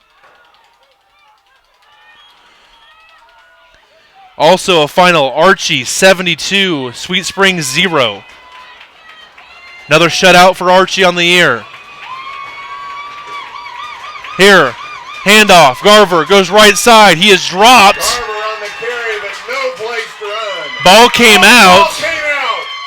But they said he was down. They're saying he was down. Ball at the 8-yard line. 4th down coming up. 4th down and 4. 4th and about 1. For the Indians with 50 seconds left in the ballgame. That was Garver on the run. It'll be 4th and 1 coming up here for Osceola, down to the 8. You get inside the 7 for a first down. 4th and 1. 40 seconds remaining. Ball goes snap over Jones. Jones and be wrapped up by a couple of guys and brought down to the 10. Drexel gets the stop. Sam Jones, the ball went through his hands, lost a couple. Back to the 11. And Drexel gets the stop they needed back to the 12-yard line. Loss of 4 in the play. 29 seconds remain. And Drexel's going to hold on for a 52-50 win. They can kneel it down a couple of times. Osceola has 1 timeout remaining. They can't stop the clock enough. And that should do it here. Drexel is going to survive against Osceola. Jackson takes it. He's going to kneel. And that's going to do it.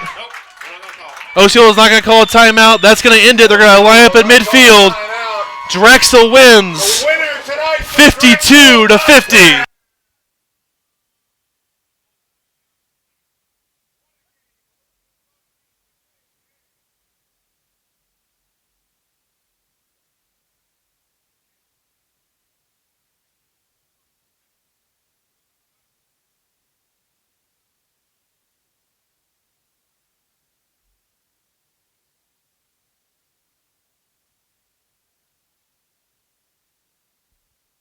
And we have a final score here. Drexel 52, Osceola 50. One heck of a barn burner in the WeMo. The game of the year so far here on our Facebook Live games. Fantastic game. That one overtakes the Week 1 Platte Valley over Worth County 38-34 win with a 52-50 win for Drexel over Osceola. Take a quick timeout to kind of collect our thoughts and get some final scores from around the state. And then we'll be back for a post-game show here on Missouri 8-Man Football Facebook Live.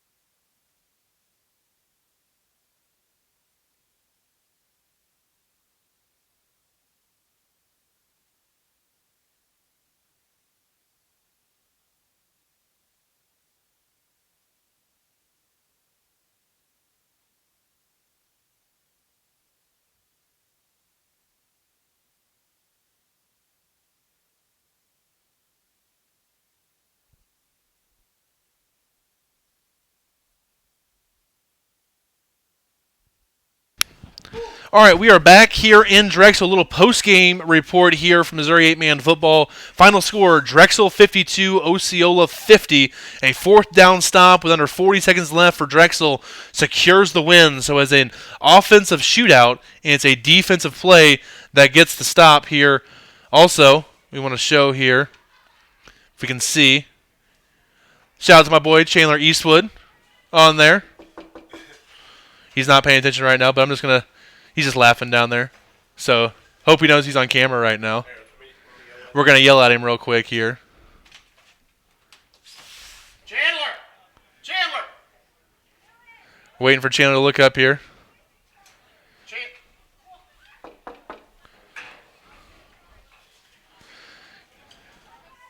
Waiting for Chandler. He's busy talking to someone right now. We're going to have it a little bit. We're going to keep it on him for a minute, though. There he is. Right there. There's Chandler. Get him on camera a little bit. Shout out to Chandler. Again, Drexel escapes with a 52-50 win here over Osceola. Other scores from around the state. Starting in the northwest corner, Worth County defeats King City 62-8. Stanbury defeats North Andrew 38-0.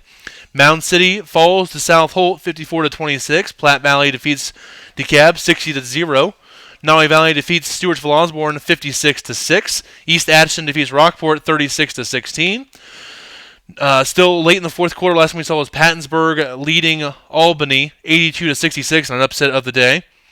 Bramer defeats Southwest Livingston 80-38. Knox County last night lost to Slater 46-26. North Shelby defeats Orick 64-18. Northwest Hughesville defeats Paris 58-0. St. Paul Lutheran defeats Northbourne Arden Central 51-8. Archie defeats Sweet Springs 72-0. Archie just allowed 28 points so far through 8 weeks on the season. We saw late fourth quarter, Plattsburgh was up 40-13 on Concordia. Haven't seen a final in that one yet. Schuyler County defeated Northland Christian 62-14. Liberal defeats Rich Hill 66-6. Lockwood takes down number 8 Appleton City 58-22. See what other scores here on the day. College Heights defeats Jasper 82-20. And that's what we have here for the final scores. Again, still looking for two scores. Haven't seen the final for St. Joe Christian versus Princeton or Concordia Plattsburgh. Still waiting on the Albany Pattonsburg game to go final. Actually, let me just pull up the Albany TV page real quick to see if they have the final score there, if we're still going in that one.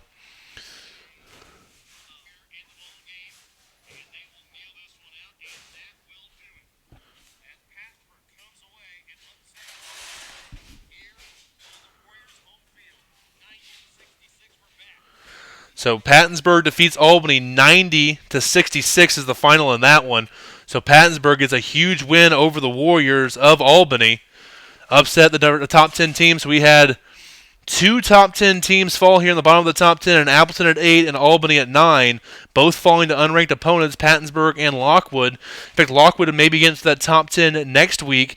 Also, we had Plattsburgh up on Concordia late in that game. We'll see if we have a final score here momentarily. Let me look to see if I can find it on Concordia's social media.